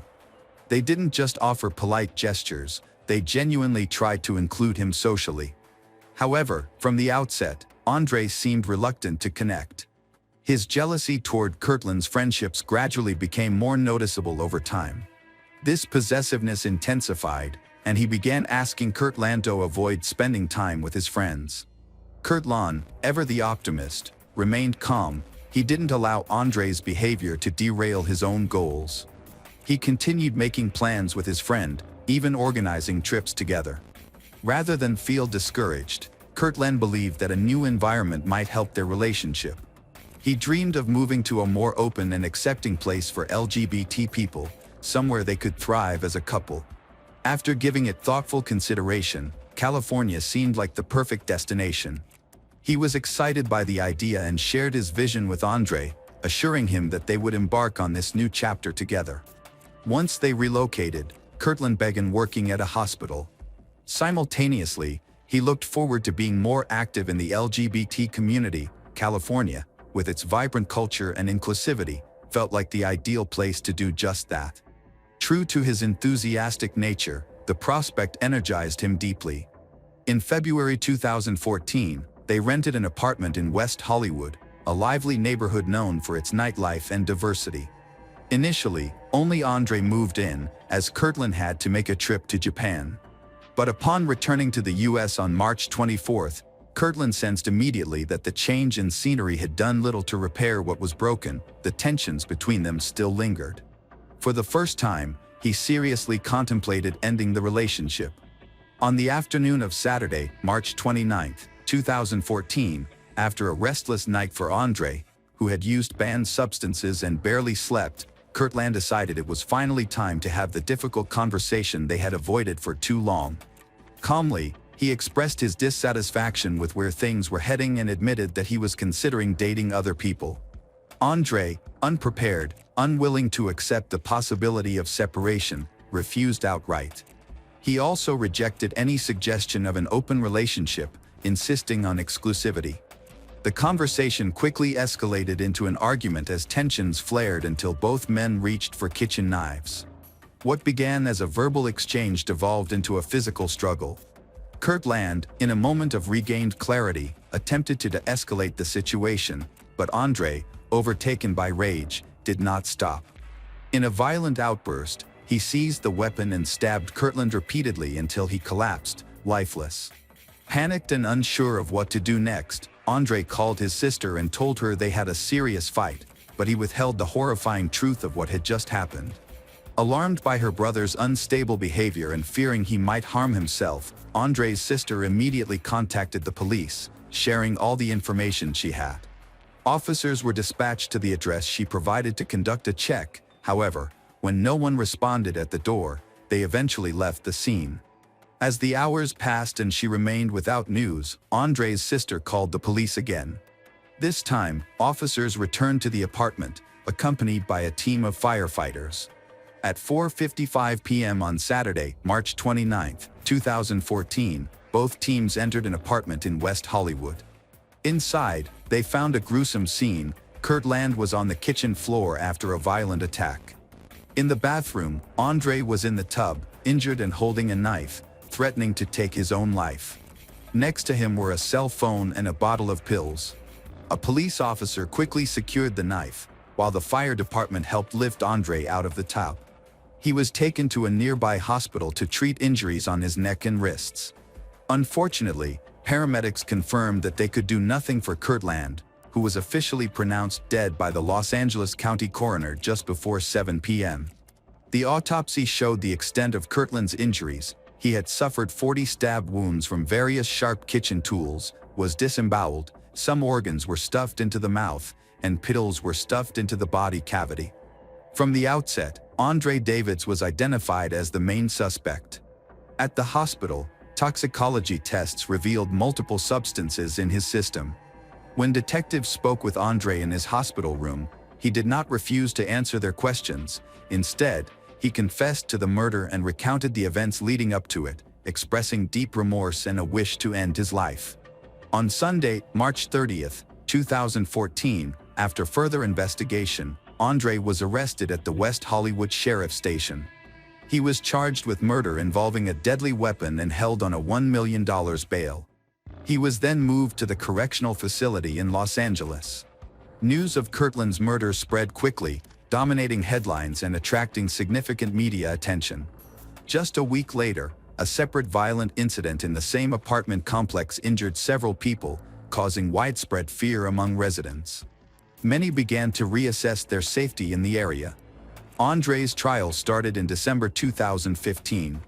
He faced charges of voluntary manslaughter and second-degree murder. The distinction between these charges was crucial because California law required the prosecution to prove whether the crime involved express or implied malice, which impacted the potential sentence severity. Kirtland's family advocated for the most serious charge, which could lead to life imprisonment. In contrast, the defense argued that Andre's mental state was impaired by banned substance use and prescription medications. They pointed out that Andre had no prior history of violence and claimed that the killing occurred in a moment of intense emotional distress, a common argument for reducing charges in emotionally driven crimes. The jury considered various factors, including Kirtland's stated desire to end the relationship, which may have intensified Andre's emotional turmoil. On December 17, 2015, Andre Davids was convicted of voluntary manslaughter. His sentencing hearing took place on January 21, 2016, at the Los Angeles Superior Court. A particularly emotional moment occurred when Wayland, Massachusetts, the older brother of the victim Kirtland, addressed the court. He spoke directly to Andre, conveying his deep pain and anger over the loss of his brother in such a violent manner. He expressed a wish that the memory of the crime would torment Andre for the rest of his life. In California, involuntary manslaughter carries a sentence of 3 to 11 years. The judge decided to impose the maximum sentence of 11 years, along with an additional year for the use of a deadly weapon. Kirtland's family and many others in the community were deeply troubled by the verdict, believing the sentence to be too lenient given the brutality of the crime. Some even called for a retrial to seek a harsher punishment, but the Fifth Amendment of the U.S. Constitution prohibits a second trial for the same crime. Andre's legal team appealed the 12-year sentence, seeking a reduction. The appeal was heard on November 17, 2016, by a panel of 3 judges in California's 2nd District Court of Appeal. The defense argued for a mid-range sentence of 6 years. However, the deputy district attorney described the crime scene as one of the most horrific she had ever seen, which left the judges convinced of the crime's severity. In her closing statement, the deputy district attorney highlighted Andre's danger to society. Ultimately, the judges upheld the original sentence, agreeing that the nature of the crime warranted the maximum punishment allowed by law.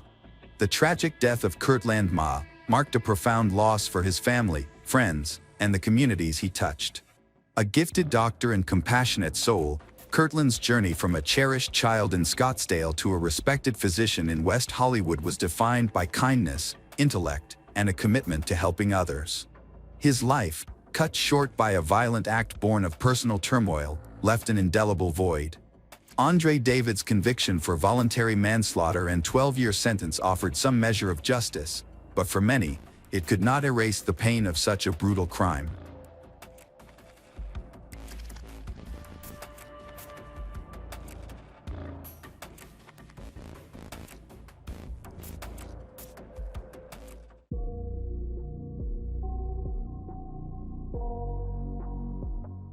Jonathan Candy was a 42-year-old engineer working with the Oklahoma City basketball team. He focused on equipment maintenance and had developed his career over many years, first in sports and then in technical fields, which allowed him to support his family comfortably. In 2024, he had been married for 10 years to his wife, Lindsay Candy, who was 39. They lived in Yukon, Oklahoma, a small, quiet suburb with a population of over 20,000.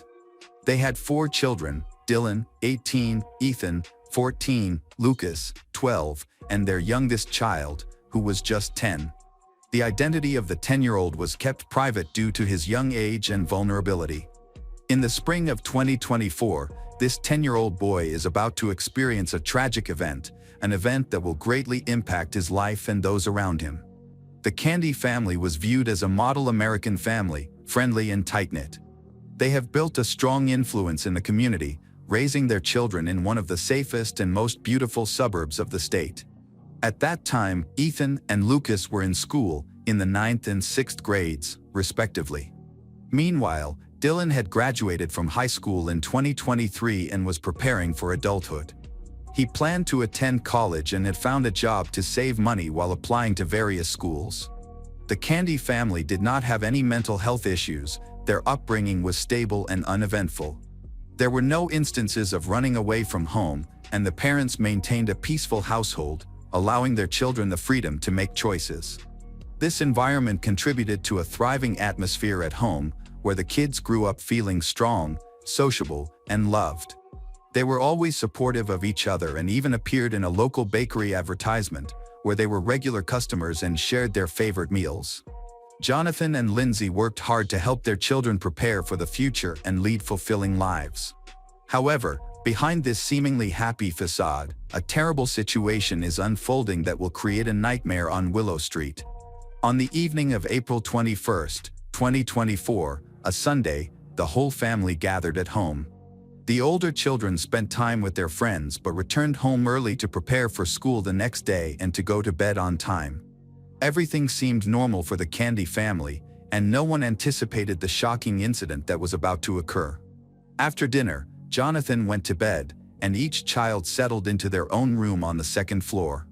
Later that night, the children overheard Jonathan and Lindsay arguing in the living room on the first floor. Although the specifics of their argument were unclear, it escalated dangerously. Despite the tension, everyone remained calm and went to bed. The youngest boy, whose fan was running, could hardly hear the commotion below. Meanwhile, a tragedy unfolded on the first floor that resulted in the deaths of 5 family members. But what exactly happened, and who was responsible for this horrific crime? In conversations with the only surviving family member, more details emerged after the incident. The fire alarm went off, which forensic experts determined was caused by gunpowder fumes from the shooting. The noise startled the youngest child, who didn't understand what was happening or why the alarm was sounding. Curious, he left his room to investigate, completely unprepared for the horrific scene he was about to encounter. As he stepped into the hallway, he noticed that the doors to his brother's rooms were open. Ordinarily, this might have seemed odd, but he thought everyone had gotten up due to the alarm. He made his way downstairs to the first floor and noticed a light on. He called out for his parents but received no answer. He then called his brothers, but all he got was the continuous beeping of the warning. Hoping to find answers, the boy went to the living room. The first thing he saw was blood splattered on the walls and furniture. In the center of the room lay his mother and father in large pools of blood. His father was sprawled on top of his mother, having suffered a gunshot wound to the head. The boy was terrified and in shock. He rushed to his father, trying to wake him up, not fully grasping what had happened. He saw the bullet holes and felt his parents grow cold, but he refused to believe they were dead. Despite shaking his father repeatedly, there were no signs of life. His mother did not respond either. In a moment of desperation, he called out for his brothers, still unaware that he was the only survivor. Overwhelmed with grief, he cried and collapsed onto his parents' lifeless bodies. He then walked through his brother's room and saw an identical, horrifying scene. Blood was everywhere, and there were no signs of life. Eventually, he realized he needed to call for help. Summoning his courage, he reached out to a rescue worker and requested assistance. This initiated a horrifying sequence of incidents that would lead to a deeper investigation into this unimaginable tragedy. When law enforcement and paramedics arrived, they quickly realized that nothing could be done. The family had been dead for several hours, as indicated by the rigor mortis and the state of the blood on the floor. The parents and older brothers were declared dead at the scene, and the house was cordoned off for investigation. Forensic experts and detectives, horrified, began to reconstruct the scene of the brutal massacre. The idea of an outsider attacking the family was quickly dismissed, as there were no signs of forced entry or any outsiders present. This raised concerns that the murders had been committed by a family member. At some point, the 10-year-old boy was found to be covered in blood, leading police to consider whether he might have been involved. However, his behavior, condition, age, and the evidence quickly eliminated any doubt. There were no traces of gunpowder on his hands, and no fingerprints on the weapon. Forensic experts thoroughly examined the windows and doors and found no signs of staging. Everything in the house was intact, with no valuables disturbed or missing. They reviewed street surveillance footage and only saw the family members returning from the store that evening. No one else had entered or left the house before the police's arrival. The boy mentioned hearing his parents scream before he fell asleep. Since the weapon was found next to the body of Jonathan, the boy's father, it was clear that the father had committed a crime against his family before harming himself. As investigators analyzed the crime scene, it became evident how ruthless and cold-blooded 42-year-old Jonathan had been. The motive behind his actions remained unclear. The police could not determine the cause of the conflict, as no suicide notes were found in the house. They needed to analyze the mobile phones and computers of all family members, which were seized immediately, hoping to uncover new information. However, a complete analysis would take time. It remains a puzzling question why a loving father, who seems to be a good family man, would kill his wife and children but spare his youngest son.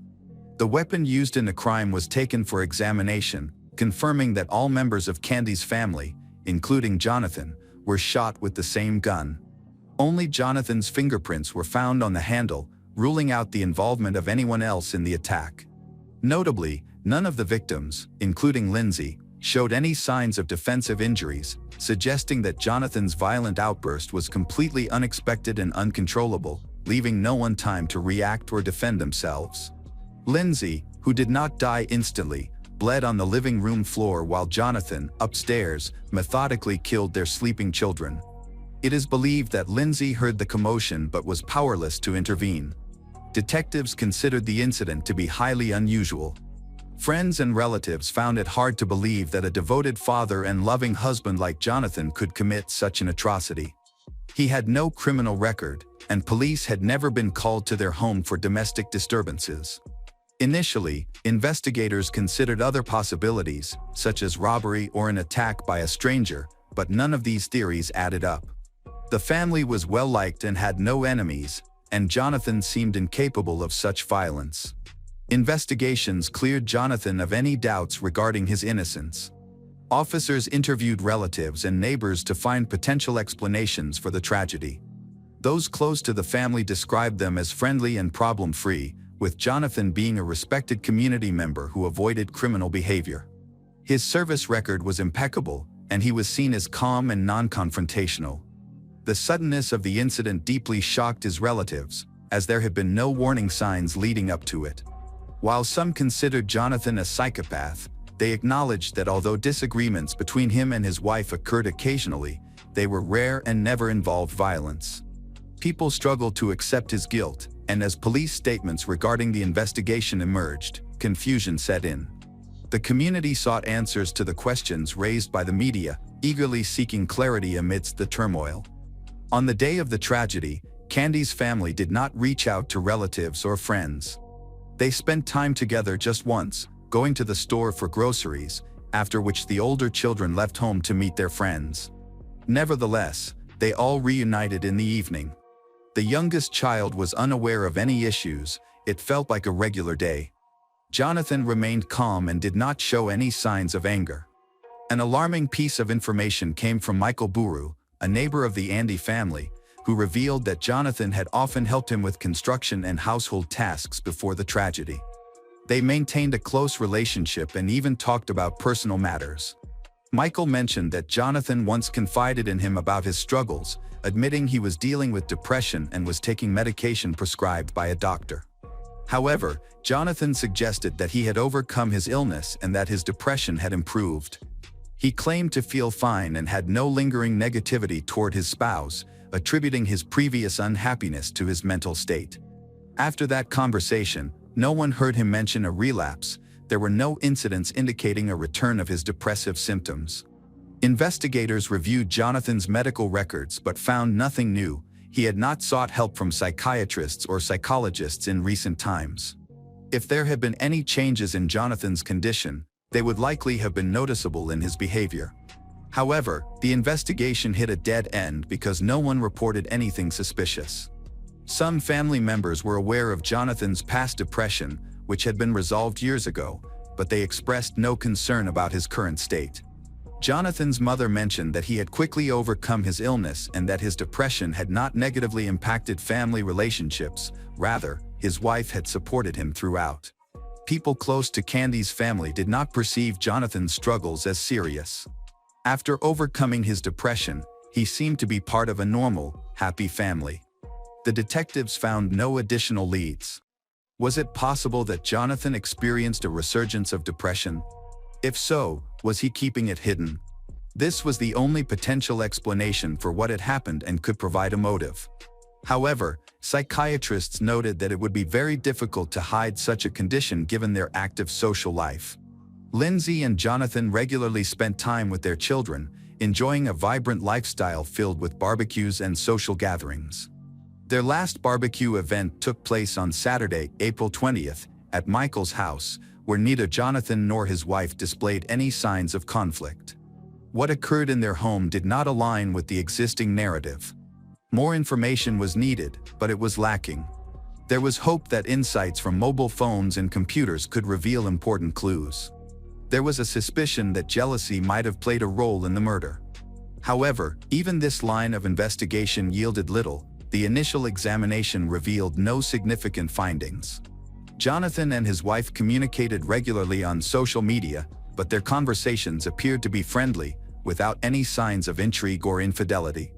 Consequently, any theories about betrayal had to be set aside until a thorough analysis of their correspondence could be conducted.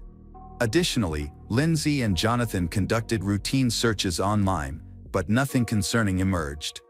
The main witness for the police in the case was a 10-year-old boy who, for unknown reasons, had been taken in by his maternal relatives. Many compassionate individuals wanted to help him deal with his trauma, leading to the creation of a fund aimed at raising $100,000 for his support. By the fall of 2024, the fund had already collected over $74,000, and donations were still pouring in. During the spring, the boy attracted attention not only from those offering emotional and financial support but also from law enforcement officers conducting investigations. The police did not speak to him immediately, recognizing that he was in shock and struggling to cope with his traumatic experience. Despite his young age, he was very aware of the horrific event that had claimed the lives of his loved ones. Initially, the boy had trouble sleeping, often waking up screaming and in tears. Multiple psychologists worked with him after he once expressed that he did not want to live. His relatives rallied around him, helping to ease the effects of his severe trauma, but he still faced many challenges ahead. Experts concluded that the boy could meet with the police to provide them with important information, so a child psychologist was brought in to ensure he felt safe and comfortable during the conversation. The psychologist collaborated with investigators to create a list of topics that would be least traumatic for the child. However, despite their efforts, what the boy shared mirrored what others familiar with his family had reported. He struggled to understand why his father had committed such a violent act. He recalled hearing his parents arguing before bedtime, but he could not comprehend the details. A fan was running in the room, drowning out the sounds of the argument, and eventually, he fell asleep, unaware of the tragedy that was unfolding. The boy also confirmed that Jonathan was never cruel or aggressive. He had never hurt his children or his wife, Lindsay. Detectives wanted to know why no one else reacted to the shooting that began inside the house. The other children must have heard their mother's screams, yet they were fast asleep and were shot during the night. It seemed as though fate was on the side of evil.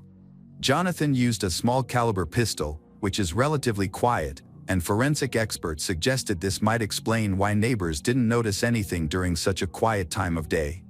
However, it was puzzling that none of the children in the house woke up or heard anything until it was too late. The younger child mentioned that fans were running in every room, which might have muffled the sounds of the shots. Despite the police's efforts, they could not gather new information from the child. The detectives had to ask him some uncomfortable questions regarding the incident, the positions of the bodies, and the bloodshed. Eventually, the boy became anxious and began to cry. The child psychologist decided to halt the questioning to prevent further distress for the boy, leaving the detectives without any new leads. Relatives reported that after meeting with the police, the boy became even more anxious.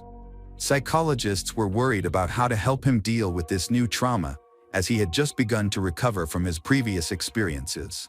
The police's questioning raised feelings of fear, despair, and helplessness once again. Consequently, they decided not to push him further and to avoid drawing media attention to him. Journalists, being less sensitive, made it more challenging for the boy to maintain his privacy. However, through collective efforts, they managed to secure confidentiality for him. Despite the presence of an expert during the police interview with the boy, it appeared to have a detrimental effect on him. During this time, he stayed with his aunt, who became his official guardian. It is expected that once the fund raises enough money, she will receive financial support to help her nephew address his mental health issues. He continues to suffer from frequent panic attacks, disrupted sleep, and nightmares that have not improved. His aunt believes that the funds should not only cover rehabilitation but also ensure that he can pursue an education and rebuild his life. While this support may seem like a weak consolation and cannot bring back his loved ones, he must navigate a long and challenging recovery with the help of those close to him. Investigators were able to reconstruct the events surrounding the tragedy. It began after an argument between Jonathan and Lindsay escalated, leading him to grab a weapon. He first shot his wife, Lindsay, severely injuring her. She fell to the floor, bleeding but still alive. Jonathan, still armed, was consumed by rage as he entered the children's rooms. He encountered his 18-year-old son, Dylan, and attacked him on the head without hesitation. Dylan was using earplugs, likely to avoid being disturbed by the argument. It's possible that had he not been wearing them, the outcome might have been different. The fatal shot instantly claimed Dylan's life. Jonathan then moved to Ethan's room, where he also attacked his child on the head. The same tragic fate befell his 12-year-old son, Lucas. Only the youngest son, who is 10 years old, survived. The reasons for this remain unclear. Perhaps the father felt pity for the youngest, or he miscalculated and mistakenly overlooked his room. Jonathan went downstairs and returned to the living room. It seemed he understood what had happened, so he ended his life. On April 23rd, a group made up of people who cared for the family and the surviving child came to pay their respects. 39-year-old Lindsay was remembered as a devoted mother and loving wife.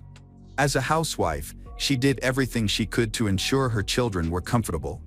18-year-old Dylan was described as a kind young man who supported his family and was always there for his loved ones. Intelligent and strong, he was a source of support for his friends. The family and friends are heartbroken by this tremendous loss. The youngest victim, 12-year-old Lucas, was unaware that the real threat to his life came from someone close to him. Jonathan will be remembered as a good father and husband, recognized for his ability to uplift spirits and make others laugh. Many struggled to believe that he could commit such an act. Although they acknowledged the evidence against him, they speculated that he was in a state of altered consciousness or psychosis that he couldn't control. At the last press conference, the detectives reported that there can be no doubt that the killer of the Candy family was Jonathan. However, by this time, there was no other information. The only thing the forensic scientist managed to achieve was to cross out any other suspects from the list. Unfortunately, even after several months, nothing new was found out, and the exact reason for the attack remains unknown.